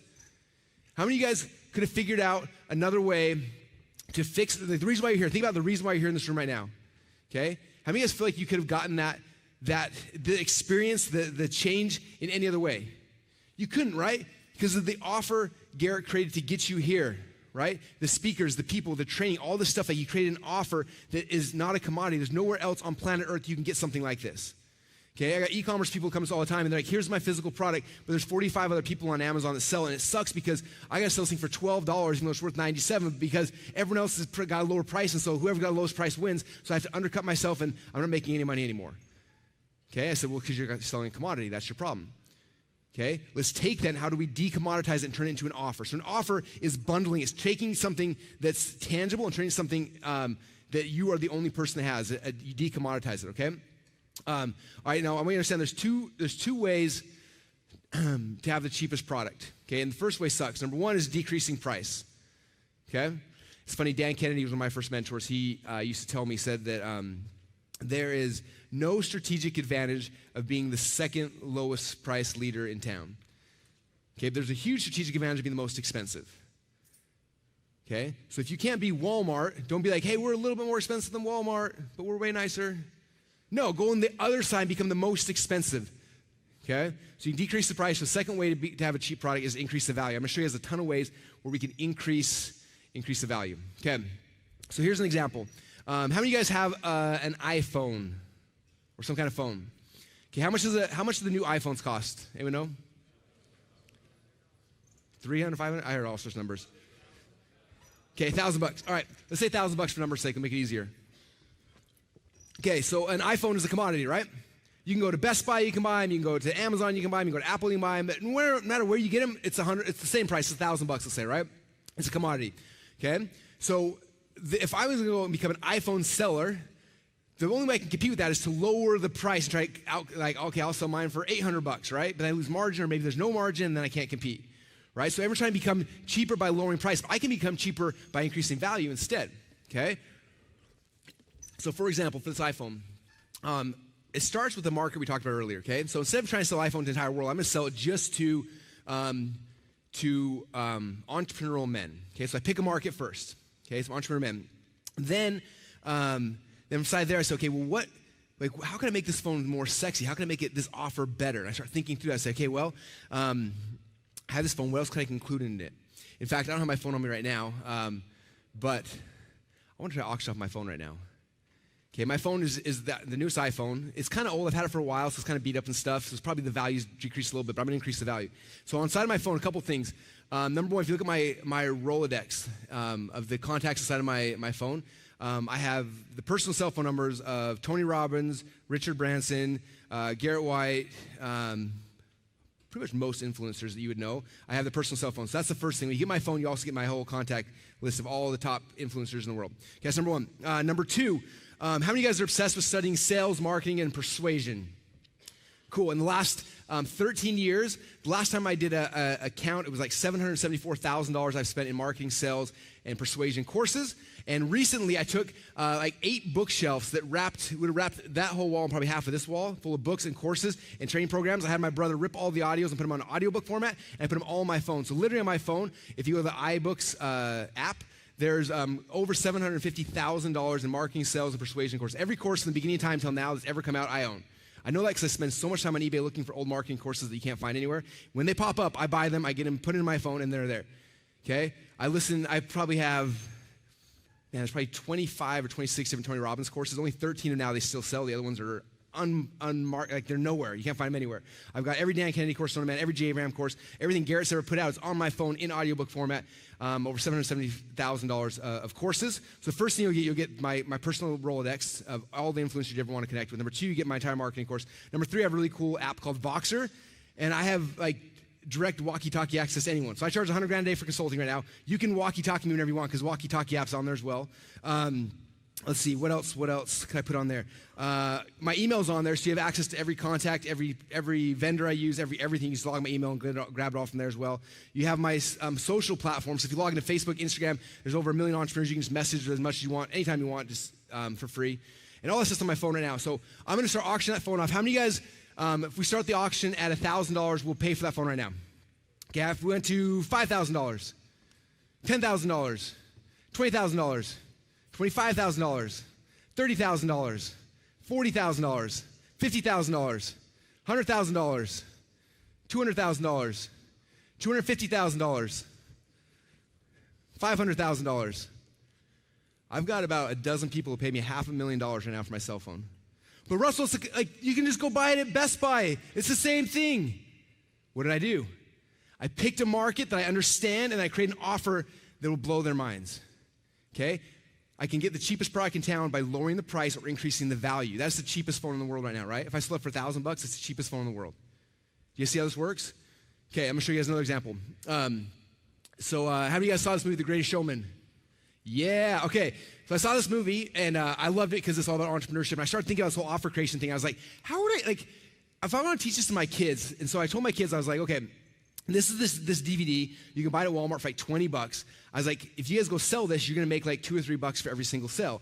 And they're all excited, and they're trying to figure out how to sell it. And then I was like, but if we change this from a commodity, because you can buy this any store you want, into an offer, how can we change this? And so I started explaining. I said, the first thing is you have to figure out what's the market we're trying to serve. Okay, because if I try to sell this to everyone, no one's going to buy it. So what's the market? I was like, okay, well, this whole story, P.T. Barnum's story, is about an entrepreneur. He's arguably one of the greatest entrepreneurs that ever lived in this country, right? So, okay, so we have the DVD. How do I create an amazing offer? I said, okay, well, what else could we bundle with this to make it an amazing offer? And I started doing some research, started looking, and I found that P.T. Barnum actually wrote like 6 different books on entrepreneurship in the early 1900s. What's cool is all those written, all the books he wrote are in the public domain, which means you can reprint them and sell them for your own and keep all the money that comes from it. So I said, what if we give people the DVD, but then we take those 6 public domain books and we put them into ebook format, so anyone who buys the book, you also get 6 of P.T. Barnum's actual books written on entrepreneurship, you get them for free as well. And it's like, that's kind of cool. And I said, well, what else can we do? What else can we create? And I said, okay, well, what if we, let's start going Google searching. We started doing some Google searches on P.T. Barnum, and I found Joe Vitale, who's a friend. He wrote a whole book 10 years ago on P.T. Barnum's life, and it was called There Was a Customer Born Every Single Minute. And so I was like, this book's out of print. It's amazing. So I called Joe Vitale up. I'm like, hey, do you still sell these books? He's like, no, but you can get it from my printer if you want. So I ordered a whole bunch of the books of the original book from him. This is amazing. And I'm like, Joe, when you were writing this book, what else did you figure out? He's like, oh, I got like archives of tons of P.T. Barnum stuff, original things. Like, and I was like, are you kidding me? Like, can I have those? And so he gave me these other reports. He wrote a whole bunch of other things. Now I have all this like unpublished P.T. Barnum entrepreneur like amazingness, right? And then I was like, hey, Joe, you wrote a book on him. Can I call you on the phone and interview you about this whole thing? And he was like, sure. So I had an interview. And all of a sudden, in about 15 minutes, my kids and I sat down and we built a whole offer around this DVD. Okay, this DVD went from being a DVD that you can buy at Walmart for $20 to all of a sudden we had an offer. It was like you get the DVD, plus you can get 6 unpublished or out-of-print books, original books from P.T. Barnum. Plus you're going to get, there's Customer Born Every Minute out-of-print book from here. You're going to get an interview with Joe Vitale, probably the world's foremost authority on P.T. Barnum. You get, boom, boom, we started making this huge offer. I was like, how much do you think you can sell that for? My kids were at least $100, maybe more. I was like, we took this commodity, a $20 commodity, and we 5x the value just by increasing the offer. Okay, same things are true in relationships, by the way. Okay, how many of you guys got in a relationship like, hey, I'm Russell, you should date me? Yeah. Okay, I'm not that good looking of a guy. If that was my pitch to my wife, I never would have got her, right? So I'm like, hey, what do I have? What else can I offer my wife to make me more attractive, right? How do I increase my value to her? Okay, well, if you date me, you're gonna be, and I start going through things, right? It's kind of interesting as I was doing this exercise, I was like, if you went back and made an offer slide and you plugged in the 6 human needs, because that's what your spouse really wants. Okay, so how can I get my wife certainty? If you marry me, what's going to happen is that you will be certain every single day I'm going to come home at this time. I'm going to be faithful to you. I'm going to do these things. You have absolute certainty. But on top of that, I'm also going to give you variety. The second thing I'm going to give you, marry me, I'm going to give you variety. We're going to date night once a week. It's going to be amazing. It's going to blow your mind. We're going to do things. I'm going to plan it. I'm going to make it awesome. It's going to be awesome, okay? So you significance and variety. Then the third thing you're going to do is you're going to get significance. You are my queen. I love you. I respect you. I'm going to put you up on a pedestal every single day. I'm going to do it on social media. I'm going to do it every other places because you are my queen. I'm going to give you the significance you deserve and you need. Fourth thing you're going to get from me is I'm going to give you love and connection, okay? I'm going to do this, I'm going to do this, I'm going to give you things you need. Next, I'm going to help get your needs of the Spirit met. I'm going to give you growth opportunities. We can grow together. We can go to cool events. We can do fun things like that. Number 5, we're going to help you contribute. We're going to go to Kenya. We're going to go to places around the world. We contribute. And all of a sudden, she's like, oh my gosh, I can marry Russell, the commodity, or I can marry this person that lights me up, who fulfills all my needs because they created an irresistible offer. Does that make sense?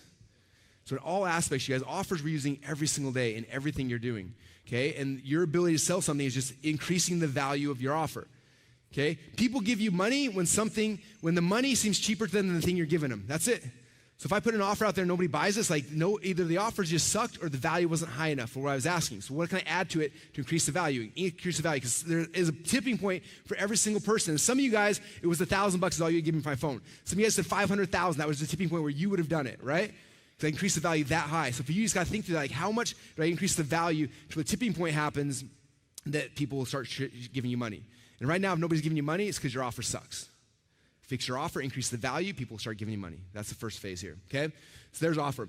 Now, we don't have time today, but what I recommend all of you guys do is you need to start creating an inventory of all the different products, all the things you could create to go plug into an offer. Just like I did with my kids with The Greatest Showman. Sit down with them and say, okay, what else could we do? What else could we do? What else could we do? Another good question is, how else could we serve our customer? How else could we serve our customer? How else could we serve our customer? What's the next thing? What's the next phase? What else can I give them that'll help them have more success when they buy this thing from me? Okay? We launched a coaching program at our last Funnel Hacking Live. We did $13 million in sales in 90 minutes. Okay? How did you do $13 million in sales in 90 minutes, Russell? We created an offer that was so irresistible, everybody had to buy it. We kept adding more things, kept making the offer better, better, better. We literally sat down in front of a whiteboard before the event with a big old list like this, like what else could we give them? How else could we change their life? What else could we give them? How else could we change their life? Started mapping out all these different things up there, and some of them were like, we can't do that. I'm not going to let people come to my house and sleep over. That's weird. So I deleted that one.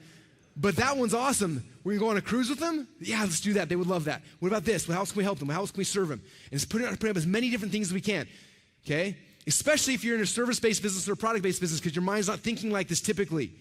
Okay, if someone buys my thing that 500 other people on Amazon are also selling it, how do I decommoditize this? What else can I give them to change their life? What else can I do? How can I make this offer better?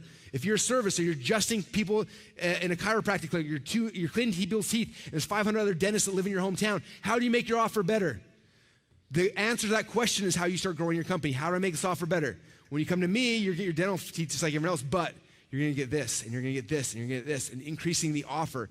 So instead of discounting your prices and throwing it on Groupon and cannibalizing your company, you increase your value, increase your prices, and make it better for you and for them. Okay? All right, let me pull this next slide up. So if you look at this, how we map it out, right? Here's your offer. Here's all the potential products. Now I'm going to get deeper into this, but every single offer has multiple stories, and every story has multiple hooks. Okay, I'm going to go deeper into that, so don't stress about it yet. But at the top there's my products, my hooks, my stories, right? Now when I start writing an ad and I start creating my campaign, here's my landing page, here's my Facebook ad, right? I'm going to pull one piece of the potential product, and that becomes the offer on the ad.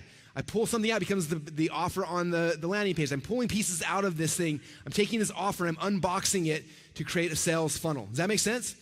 When I create a sales funnel, it's all I'm thinking. Was all the, like when we created, last month we launched 10xsecrets.com, which was my training on how we did $3.5 million in stage at 90 minutes at Grant Cardone's event, right? And so I'm teaching people how to speak from stage, how to do the presentation, how to do some stuff like that. So we sat down with a whole bunch of a whiteboard like that, and we said, okay, what are all the different things we potentially could create for them to make an irresistible offer? And we created 1,000 different things. We said, okay, now we put it out here. What are we giving away for free in the Facebook ad? It's like, oh, let's give them this video right here when they click on the ad. Okay, now they're going to come here and give us their email address. What should we give them? Give them the email address. Oh, let's give them this right here. And we pulled that out, and that became the thing we gave them when they give the email address.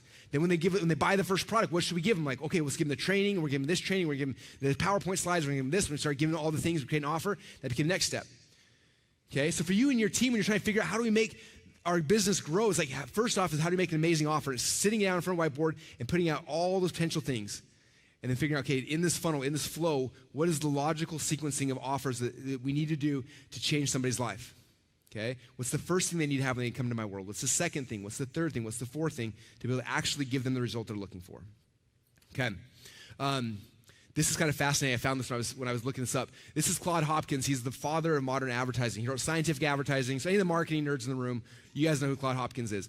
So Claude Hopkins, back in the early 1900s, he what they used to call his title, right? They have doctors, dentists, marketers. Back then, what he did, they called him a scheme man. That was the technical term for it. So a scheme man was the person in the company who was responsible for figuring out the most important piece of the entire advertising puzzle, which was the offer. His whole job was just to figure out an amazing offer. That's what he got paid to do. Okay? Now, back in 1907, they paid him $52,000 a year to just make up offers. Guess how much money that is in today's dollars? His salary was $1.3 million a year to figure out the offers. That's how valuable this is in your business. That's how important it is for you to figure out, how do I create offers? How do I make offers that are irresistible? How do I make them better and better and better and better and better?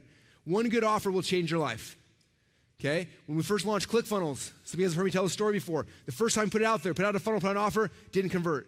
Second time, didn't convert. Third time, didn't convert. Fourth time, fifth time, sixth time, I finally got the offer right. And the sixth time, it blew up.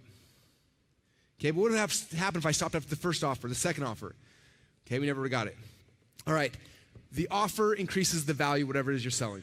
Okay, so guess how many offers I had to make before ClickFunnels offer? Not just of the ClickFunnels offer, but since I started this game 15 years ago, guess how many offers I made before I made the ClickFunnels offer to the marketplace?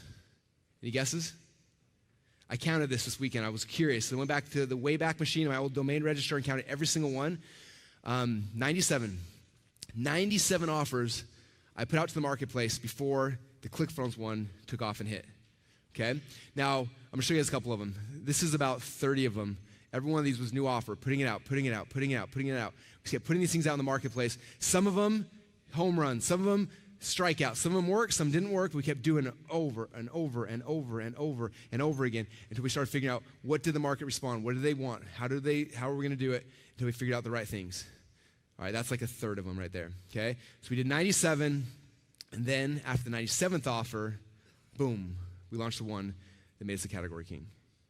Okay, and I tell you that because some of you guys are like, oh, I'm going to wait till I figure the whole thing out. I'm going to wait till I got the perfect offer. I'm going to wait till I can get 1,200 people in the room wearing matching t-shirts and get Russell on stage dressed up in a black suit, and then I'll make my offer. No. It starts 15 years ago making the first offer, and then the second, and then the third, and the fourth, and the fifth, and the sixth. Warrior 10 years ago was way different than it is today, right? Okay, it comes putting out offers, seeing what works, seeing what doesn't work, changing, evolving, changing, evolving, okay? 97 offers. Now what's interesting is, since ClickFunnels launched, how many offers do you think I've made to the marketplace since then? Like you think, well, you stopped, Russell, you had an offer that worked, right? No, I want more people coming into my world, okay? Some people respond to one offer, some people respond to another offer. How many of you guys came into my world because you saw the .com secrets book and that was the thing that like brought you into my world? Anyone here? How many of you guys was expert secrets thing that brought you into my world? How many of you guys was Funnel Hacking Live maybe, or ClickFunnels, right? There's all these offers to bring people in, okay? Your business is about continually, consistently making offers over and over and over again. Since we launched ClickFunnels, we've launched 34 more offers. That's almost one a month since it went live. I'm always putting out new offers over and over and over again. The person in the marketplace who makes the most offers typically wins. Okay, not that every offer is going to work, but you find out what works. You see what the market actually wants, and you keep on going. Okay, we spend too much time sitting in analysis and behind our computers thinking like, well, think people are going to buy this, think they're going to buy this. The only way to know is to put it on the marketplace and let them tell you. And if it doesn't work, move on to the next one, to the next one, until boom, you hit something that blows up. Okay, all right, I'm keep moving through this. So hook, story, offer. So offer creation is the first key you guys have to master, and it's not difficult. It's just sitting down with your team in front of a big old whiteboard and saying, what else could we offer them? What else could we give them? What else would change life at that even higher level? And the more times you ask that, the more amazingness will come from it. And you have all this stuff that you go and create offers from. I wish I could invite all you guys to some of our offer brainstorming sessions in our team. That's literally, it's a whole bunch of people on a Zoom meeting in front of a whiteboard, like, what else could we give them? What else could we give them? When we did the 10X offer, it started with a video training I did showing my PowerPoint presentations. And we're like, what else can we offer? And we kept going through and kept asking the questions. And I was like, you know what would be cool? Remember John Childers? He was the guy that I learned speaking from way back like a decade, or almost a decade and a half ago. And I was like, well, he's completely retired. He isn't even in the business anymore. I was like, what if I interviewed him and like put that as part of the offer? You could hear an interview with John. And so like, cool. So we got John. I interviewed him. It was amazing.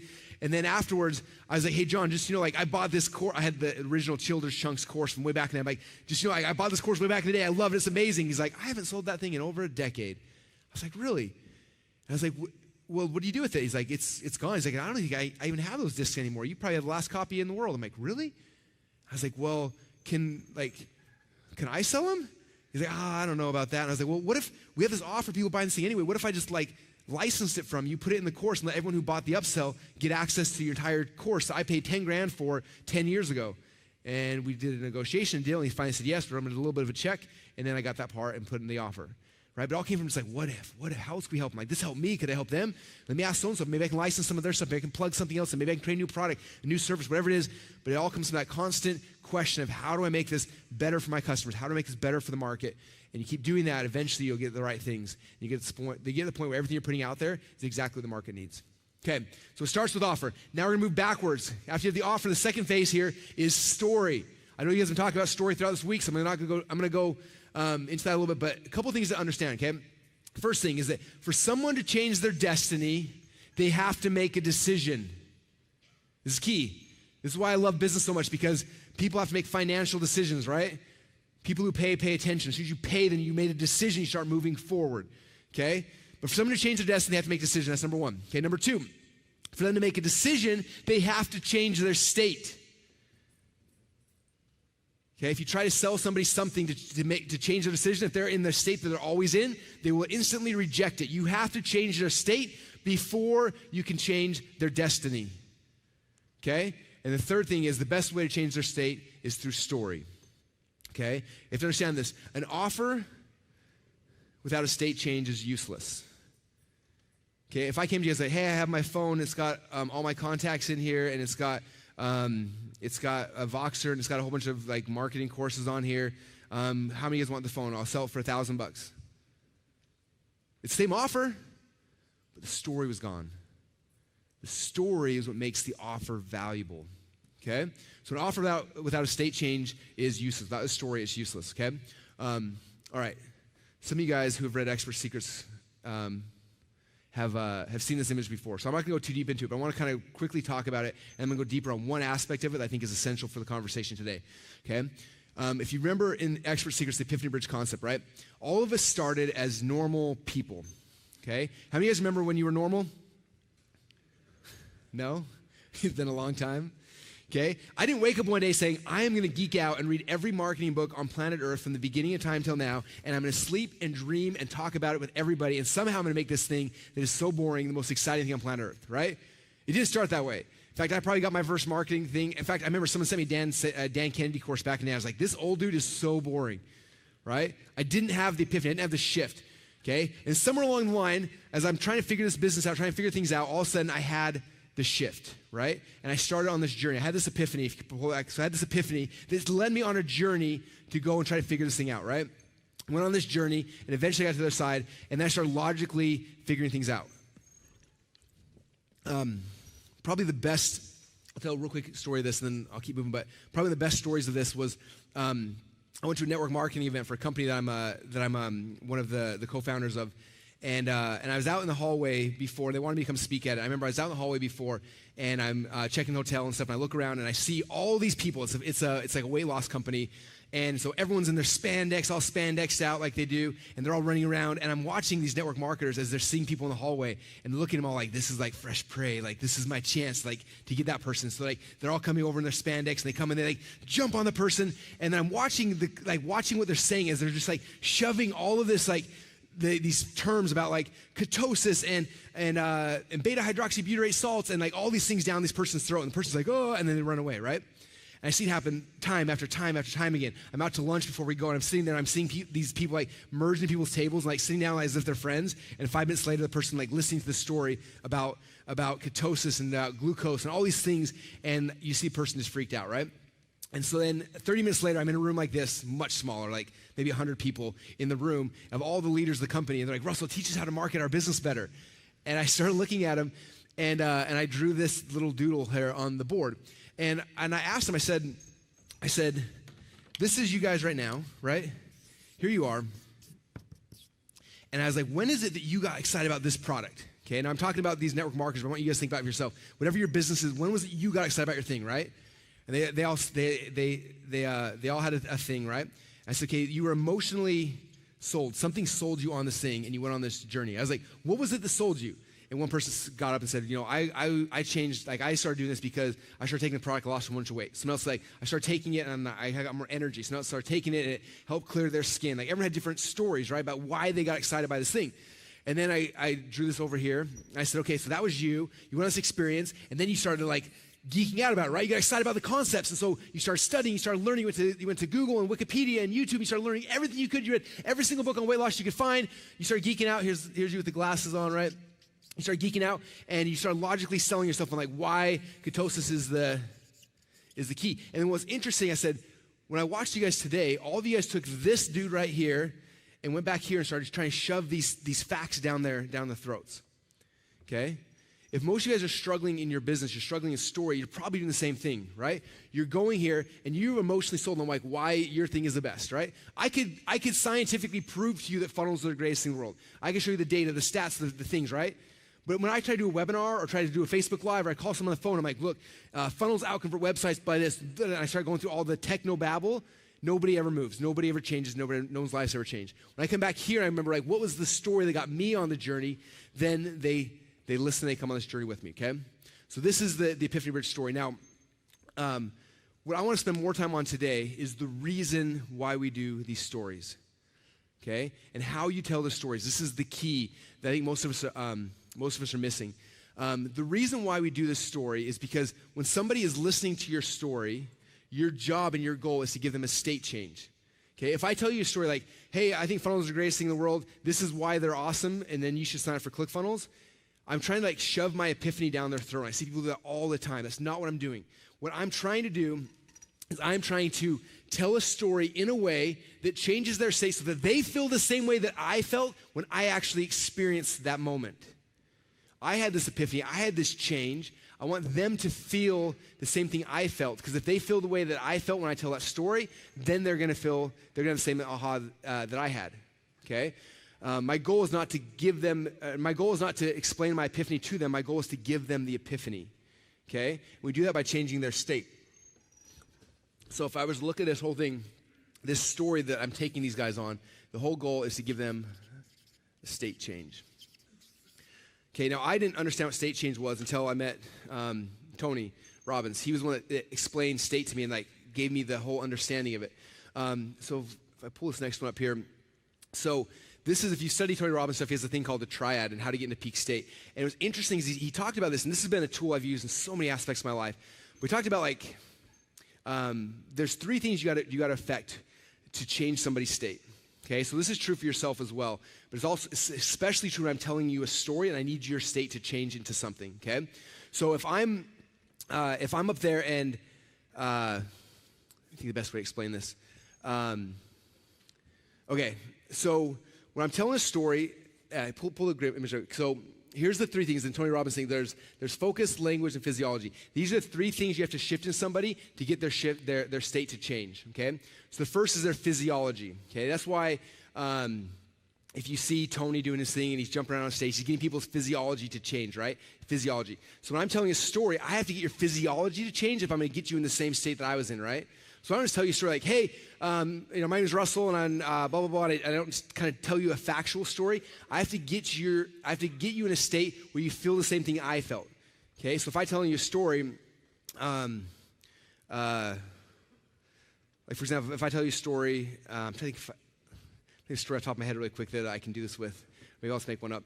Actually, I'll tell you a story. First time I met Tony. So, first time I met Tony Robbins, they had called me and they wanted me to work. He wanted to interview me about potentially working with him. He said I had to come to UPW. So I flew to Toronto, and I had never been to a Tony Robbins event. So I came in my backpack, my computer. I was gonna sit in the back and take notes. I walk in this place, and people are jumping around like crazy. And I was like, what in the world is this thing that's like, I am not where I thought I was going to be. And so first day come in and everyone's jumping around. I didn't want to do it. And second day, like I started jumping, and by the end, I'm like going crazy with everybody else, right? And then the second day of the event, I get a text from Tony's assistant like, hey, Tony's ready to meet with you right now. You need to come and meet him. And so I'm like, okay, where am I meet him? They said, we'll go, we'll call you as soon as he's ready. So I'm waiting. And then like an hour later, he's not quite ready yet. he'll call you when I'm ready. So I'm sitting in the event. He's got one of his trainers on stage, and I'm like, awkwardly sitting, like waiting to hear from Tony. Like I'm scared to death. This guy, like he's like a giant, and he's like Tony Robbins. I'm so excited. And I keep getting these texts, and finally, the guy's like, okay, Tony's ready for you. Here's the address. Shoots me the address. I'm like, where is this? So this is pre-Uber. So I go out to taxi. I fill a taxi. Take me to this address. It's like 45 minutes away. I text him. I'm like, it's 45 minutes away. Am I in the right spot? He's like, yeah, that's where Tony's at. So I'm like, okay. So I get in this taxi. I'm getting so nervous. Like I have the butterflies going through my head, like through my stomach like crazy. My hands are sweating. I'm just like, oh my gosh, I'm gonna meet Tony Robbins. And like the 45-minute drive seemed like 5 hours because I was just like so nervous. My mouth got dry, and I was like, I wish I could ask the taxi guy to get a drink of water. I could like stop by McDonald's or something, but I didn't know if I had time. I didn't want to be late, so I'm stressing out. I finally get to the hotel. I get out, and Tony's assistant meets me at the front door and says, Tony's not ready for you. Come sit down. So I sit in the lobby. We sit down. He's sitting next to me, and we're sitting there talking, and I'm just like, my hands are getting sweatier and sweatier, and like I'm getting nervous, like so much so like I'm shaking.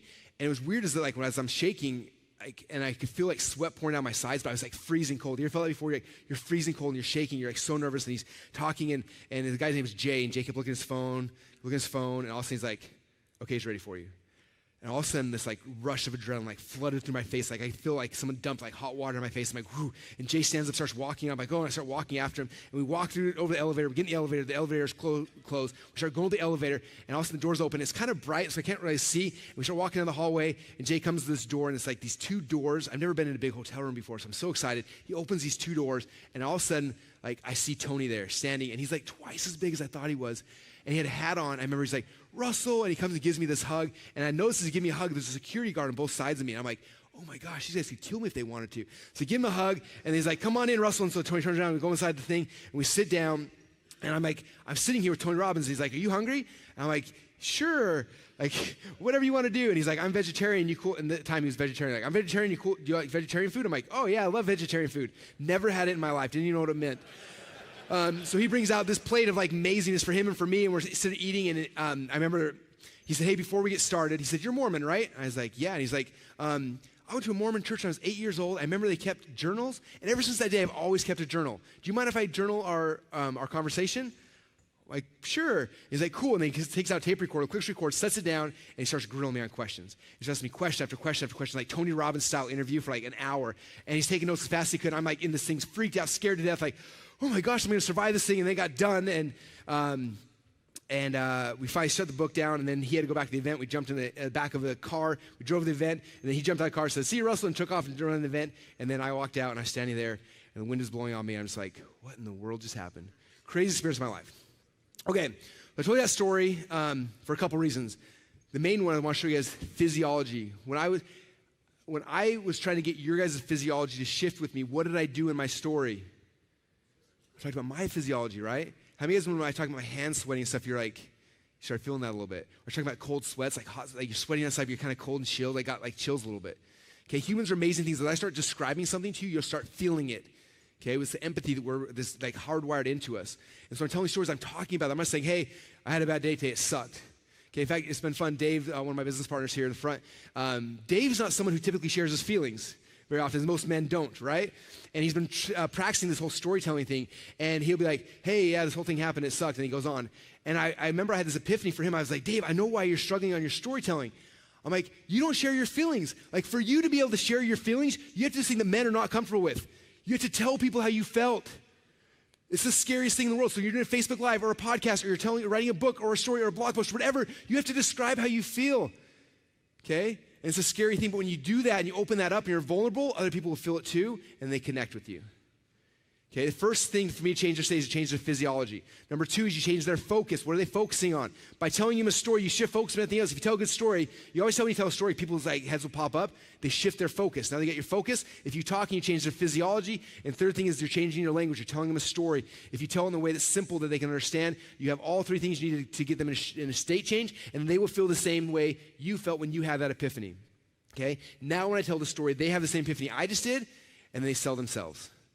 Okay? The story is the key, and you have to become better and better at telling stories, okay? Come back here. So I said earlier, every single offer has multiple stories, okay? So this is my offer slide. You get this is so like example. I did the phone example, right? I could have just said, "Hey, you're going to get my contact book," but no. What's the story behind it? Why is that exciting? What's the like? the story will increase the value of that part of the offer, right? So I'm telling a story to increase the value. Telling the story to increase the value. Were any of you guys at Grant Cardone's event last year when I did the TEDx event? 2 or 3 of you guys? Anyone hear the rumors what happened there?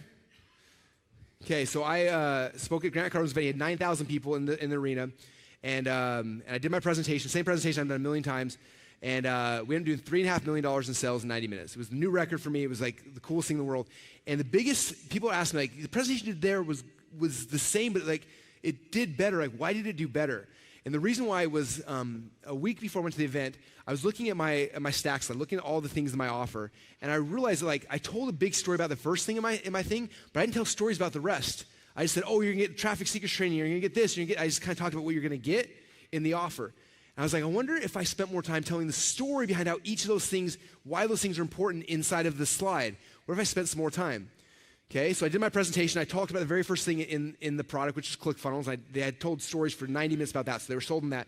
And the next thing I gave was a bonus. They got access to this course we have called Traffic Secrets. And I used to say, next thing you guys need traffic in your funnel, so I'm going to give you traffic secrets. Okay, but this time I did it different. I said, okay, what's the story? Like, why should they care? How do I increase the value of that bonus? And you increase the value through the story. I said, okay, how do I get traffic secrets? The way I got traffic secrets was there was this guy named John Reese. He was the first person in our industry to do over $1 million in a day, selling a product called Traffic Secrets. This is 14 years ago. I told a story about how I witnessed that as a 22-year-old kid. I remember watching it and watched how he did it, and I told that story. And then every single year since then, John has re-updated Traffic Secrets with all the new traffic strategies every single day that's going to happen. And before I came to this event, this is me telling them 10X. Before I came to the event, I called John and said, like, if you guys had access to his course, that gets the missing piece. You already have funnels. Now you just need this course. I said, John, do you mind if I give it to everyone here at the 10X event for free? And unfortunately, and I said, yeah. I said, how do you guys like that? And they're all going crazy clapping. I'm like, unfortunately, John said no. So I asked him again. I said, well, what would it take for me to give it to every single person in this room for free? And he's like, I can't, or else that's my entire business. Like, I make millions of dollars a year off that. I said, okay, what if I just bought the whole thing from you and I can give it to everybody for free? And they all start going crazy. I said, okay, so I wrote John, or actually wired John just shy of $1 million to buy Traffic Secrets, the entire company from him. So I give it this bonus to you guys all for free. In fact, let me show you this. I showed the pictures of the wire transfers up on the slides of all the money I sent to John Reese. I said, you guys all, everyone who buys today gets that for free as well. And suddenly I went from a bonus of like, oh, you get access to a membership site to Russell literally paid $1 million for that thing and I get it for free today. I increased the value. That thing is now worth $1 million, not just, it's a membership site I get for free. The story increases the value, okay? So you tell the story about each of the things. When I talked about my phone, when I sold you guys my phone for $500,000, I told the story behind all the courses that are in there. If I said a bunch of marketing and sales courses, it wouldn't have done anything. I tell a story, increases the value, and now I can sell my phone for $500,000, okay? If I tell my wife, I'm gonna take her on a date night once a week, like she might not know what that, like what's the value of that? Well, let me explain to you. Let me tell you a story. I was at this thing called Warrior Event, and it was really amazing. And they talked about the power of date night and these things. That I made a list of all the different people in the room, and we talked about different ideas for date nights and this and that and that. And the first thing we're going to do is this, and the next thing we're going to do this. And every single month we have a new date. It's going to be amazing. It's going to change your life. And I pitched that. All of a sudden she's like, oh my gosh, I want to do date night. Sounds amazing, right? The story amplifies the value of the thing. Okay? No matter what it is you're selling, yourself, your products, your services. So you get better at mastering your stories. If you look back at your offer, each of those pieces, there should be a story behind it. Okay? I remember one of my friends, Jason Fladlin, he was creating a course, creating a product, and he was looking for, he was creating his offer, and he's like, I need an offer, but he's like, what's more important than the offer is the actual story, right? The story is the key. So he started going saying, okay, I could go and create a course on, for him, he's selling physical products through funnels, right? He's like, I could go create a course on physical products through funnels, or I can go and I can leverage somebody else's story. Who has the best story about this topic, this idea? He's like, the best person inside of ClickFunnels, the number one, at the time, the number one funnel inside of ClickFunnels was Trey Llewellyn, and had an e-commerce funnel, and it was the number one funnel inside of ClickFunnels. It made $20 million in 6 weeks. It was the highest grossing one. And so Jason went over to Trey and was like, can I interview you and so I can put this into my course because I want to leverage your story, the fact that you have the highest grossing funnel inside of ClickFunnels. And Trey said, yeah. And then what was interesting is that Jason came back to him and said, well, can I pay you for that? Like, can I wire you some money? And Trey's like, no, man, just get on the phone. Well, I'll do an interview for free. He's like, no, you don't understand. I need to wire you money because that makes the story better. So he's like, I'm going to wire you $5,000. And Trey's like, all right, whatever. So Jason wires him $5,000, does the interview, records the product, puts in his course, and then he gets on to sell the product. He doesn't say, oh, I interviewed Trey Llewellyn, and you get that for free too. He said, look, there's only, over 70,000 members inside of ClickFunnels, there's one dude who made $20 million in 6 weeks selling a physical product. It was a flashlight. Nobody else knows more than him in the world. Now, he speaks at events and does some training sometimes, but he doesn't share all of it. And so I actually paid him for a day of consulting. I paid him $5,000. In fact, here's a picture of the wire transfer. I spent $5,000 to get this bonus. Now, because of that, I was able to get the best stuff from him. And when you buy my thing, the second thing you get is this thing with this interview with Trey, which is the best he's ever done, and it goes deep into actually why this is amazing. Okay, so now it went from like, oh, it's an interview you can listen to if you want to, this is worth $5,000. Like the literal value to him was $5,000 and you get it for free. Okay, you see how the stories can amplify every single piece of your offer. Become better at telling more stories, okay? The story increases the value, okay? So we go to the last section real quick, okay? So hooks, story, and offers. Talked about offer, talked about stories, and last thing here are the hooks. So everyone asks me, like, Russell, what is the hook? This is what the hook is. If you're curious, what are your customers doing? Most of your customers right now, when they're interacting with you, they're at their house, they've got about a 4 to 5 minute break, and this is how they're interacting with you, okay? So a hook is the thing that grabs them right then and says, stop. There's 8,000 ads you're scrolling through. You're going as fast as you can because you're almost done. The hook is the thing that grabs them right there and makes them stop, makes them like, whoa, what is that? And they click on it. Okay, when we're developing our ads and our offers, I'm literally thinking about people in my community doing this, right? Like that's the mindset you gotta put yourself in. The hook is the thing that grabs them, okay? The hook is the thing that grabs them where they are. The market today is noisier than it has ever been, ever, and it's not slowing down.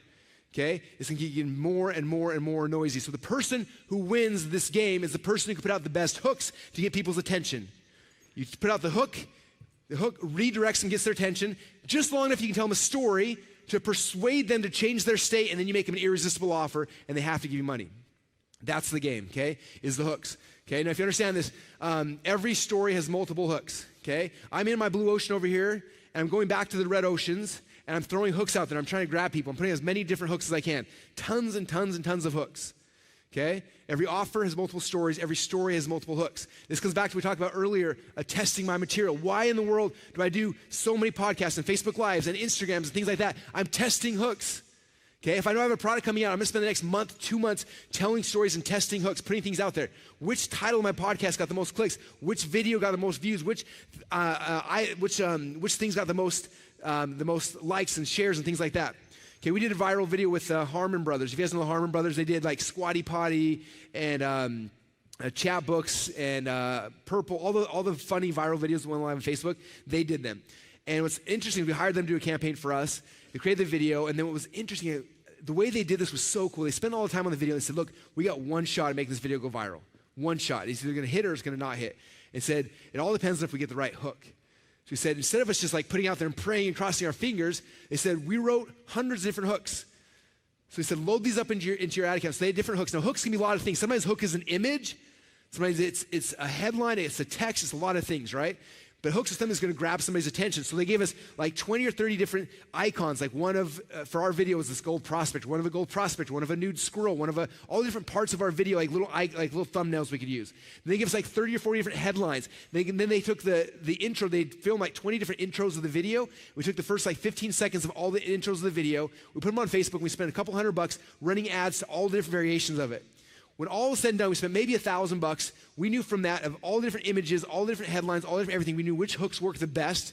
We took those 3 hooks, we put them in, and we launched the video, and it blew up for us. Okay? We tested the hooks ahead of time. Okay? So for you guys, if you're not publishing every single day, where are you testing your hooks? If you're not putting things out, when are you testing your hooks? You'll know your hook is right when you do a podcast or you do a blog post, and all of a sudden people start messaging you all the time. And you're like, oh my gosh, that was the right one. That was the right hook. Okay? And that's why we're always putting things out all the time. I publish 3 podcasts a week. I mean, hundreds of Instagrams a week. Like, there's so much stuff putting out, and the whole goal for me is I'm just feeling how the market responds. So when we do have our product or service or thing we're going to do, I can lead with the right thing. Okay? All right, come back here. So offer slide. Every offer's got multiple stories. Every story's got multiple hooks.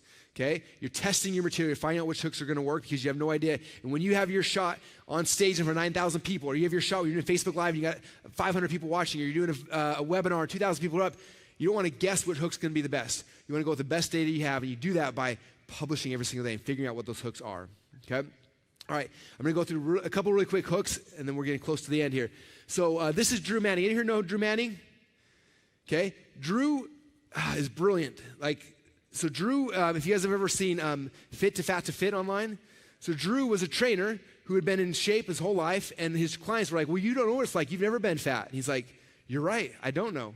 So he didn't have a good hook. He was a personal trainer making the same that every other personal trainer was, but he's like, man, I need to figure this out. So he said, I'm going to do something crazy. I'm going to gain a ton of weight, and then I'm going to lose it all. So I know what my clients actually went through. This started with him by himself, no big PR companies, no nothing. He started just talking about it, started putting it out there, started gaining weight. And as it started growing, that hook was so good, people started finding out about it. People started hearing about it. The hook was so good, eventually Jay Leno called him up. And then halfway through his transformation, he's on Jay Leno telling his whole story. And they kept going, and then he lost all the weight. And they took that hook, that story, created an offer, and put it out in the marketplace. And in like less than a year, Drew got into our 2 Combo Club X Club, which means he made over $10 million inside of his funnel. Okay? How many weight loss products are there out there in the market? A lot. A ton. Most of them don't work. Most of them don't make money. Okay, but Drew's hook was the best hook. His story is an amazing story. His offer, not that good. Because the hook and the story are so good, it doesn't even matter. Okay? This is Natalie Hodson, one of our members. She was in the fitness industry teaching weight loss products, right? And one day she's out there doing this weight loss product, telling people to lose weight live on Facebook, and all of a sudden, she pees her pants. Yes, that's what that picture is. In front of everybody. And she's like, oh my gosh. And she's so embarrassed. And so, the video ends and she's like, I just peed my pants live on Facebook. Like all these people saw, like, what do I do? I want to hide this. And then luckily for her, she thought, this is like, she started seeing the response. People are like, oh my gosh, that happened to me too. I'm so embarrassed. Like, oh, I feel so bad. And all of a sudden, all the feedback started coming back. She's like, okay, that hook's resonating really, really well. I should probably do something with that. She came back and said, what if I created a book? She wrote an ebook about how to not make that happen to you. She wrote an ebook called Abs Floor, Pelvic Floor. Started selling with $37. No funnel, just an ebook with her video telling the story. No upsell, no downsell, no nothing. Put it out there, and in 4 months with a $37 ebook, went from 0 to $1 million in sales, got 2 Combo Club award because her hook was that good. Hook, story, offer. Okay? We launched ClickFunnels. This is one of the millions of hooks I've thrown out. My weirdness funnel is currently making me $17,947 per day. Okay? That was a hook. I'm always throwing out hooks. There's so many hooks I'm throwing out there because I don't know which ones people are gonna grab. One more really quick. When I started, I started a podcast, my religious beliefs, put it out there, and I was like, what's the hook for that? Like, who's going to listen to religion for me, right? I was like, I got to craft and create something that makes a good hook. And so I went back and I found on eBay one of the original Book of Mormons. There were 5,000 copies printed back in like 1830, whatever it was, right? And right now, if you look on eBay, people are selling single pages for anywhere from $2,500 to $10,000 per page. Okay, like it's like one of the most rare books on earth. And I found one for sale that was in really good quality, so I ended up buying it, right? And then my hook was like, I just spent a small fortune to buy this old book. I literally have probably 15 to 20 of them in my house already. Why did I spend $1 million? Why did I spend tons of money on this book? What was the reason? Hook. And I bring him in, let me tell this story, and I got him to listen to the podcast. Hook, story, offer. Okay? If you don't have a story yet, you don't have a hook yet, that's what you gotta be doing is you're creating these things. Drew didn't have a story, he created it. I didn't have a story, I created it. Like, you have to start creating these things and putting them out there, start doing cool things, because that's where your hooks are gonna start coming from, okay? All right, how do you find other people's hooks? I got 3 more minutes to go through some really cool things. How do you find other people's hooks? You get ideas, okay? It's simple, go to Facebook, go to the fan page of anybody that's buying ads. On the left-hand side here, you guys remember when Zuckerberg was on with the senators and all those people that are yelling at him and you get in trouble? Because of that, the privacy behind it, they opened up this little single tab on Facebook that's made our lives so much easier. You can literally spy on every single person running ads on Facebook and see exactly what hooks they're using right now. For free. It doesn't cost you anything. Free dollars. You go to Facebook, you click on the fan page, so if you go to Russell Brunson, they scroll to the bottom, there's a little button here that says info and ads. If you click on that, it'll show you every single ad I am running. You will see every single hook, story, and offer I have out there. Okay? If you're in the weight loss space, you can go to Drew's and go to the side, info and ads. You click on that, it'll show you every single ad he's running. You can see the hook, the story, the offer, the landing page, everything. You can go to Garrett's, you can go to mine, you can go to any of you guys in here. If you're running Facebook ads, you can go to it. So if you're not sure, like, where are my hooks, go to your red ocean. Go find the people that you're trying to save, right? Go to the red ocean of your competitors. Go in there, look at their ads, and also you're like, oh my gosh, look at these hooks. Here's the hook, here's the hook, here's the hook. Okay? We throw out so many hooks and nobody even knows about it except for the people we're targeting, right? Check this out.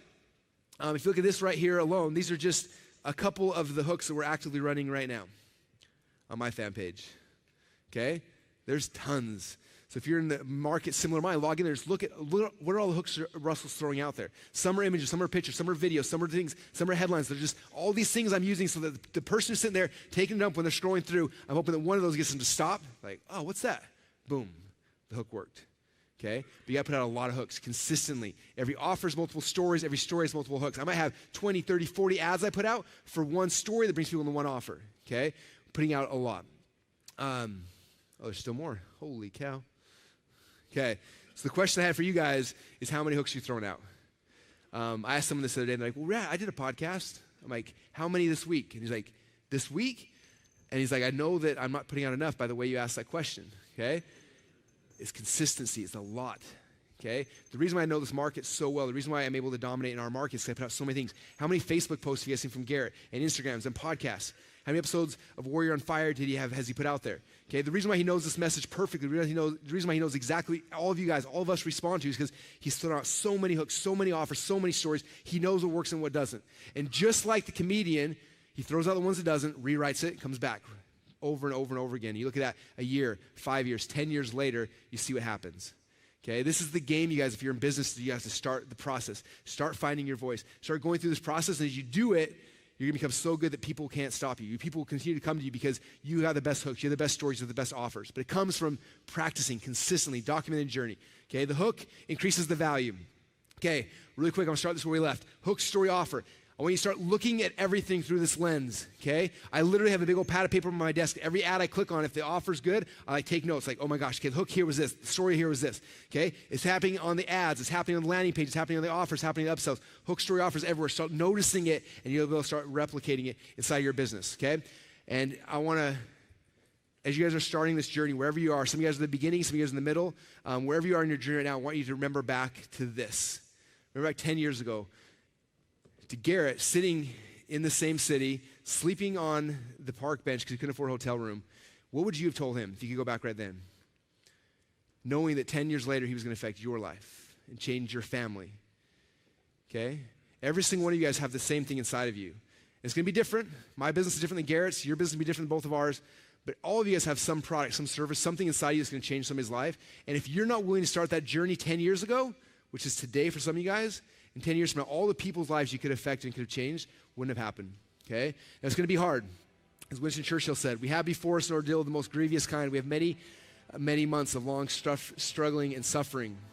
You ask, what is our policy? I say it is to wage war by sea, by land, by air, with all of our might and all the strength that God can give us. That is our policy. You ask, what is our aim? I can answer in one word, victory. Victory at all costs, victory in spite of terror, victory however long and hard the road may be. Thank you guys. I cannot wait to see your journeys as you go on this road.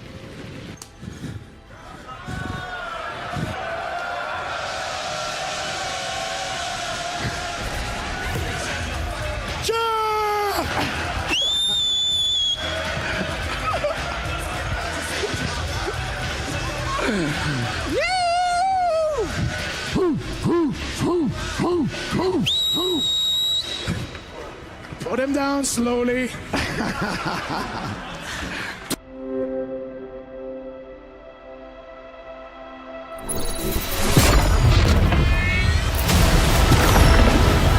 The miracle will happen. It might not happen the first time you open it. It might not happen the second time you open it. But I promise you this, at some point this will fucking click and your life will be unrecognizable. I became a different man. I don't compromise. I don't negotiate. I have this clarity and certainty of where I'm going, and I don't negotiate with anyone. You can't put a dollar figure on that. And this right here is all the work, all the effort of all the men that have come before me in the palm of your hands. It's an opportunity for you to change your own life and change the lives of those that are around you.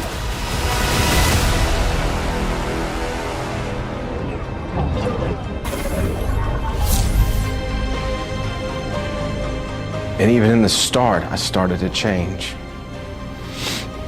There's been a lot of work. I've done a fuck ton of work. I devoured the content once I got it.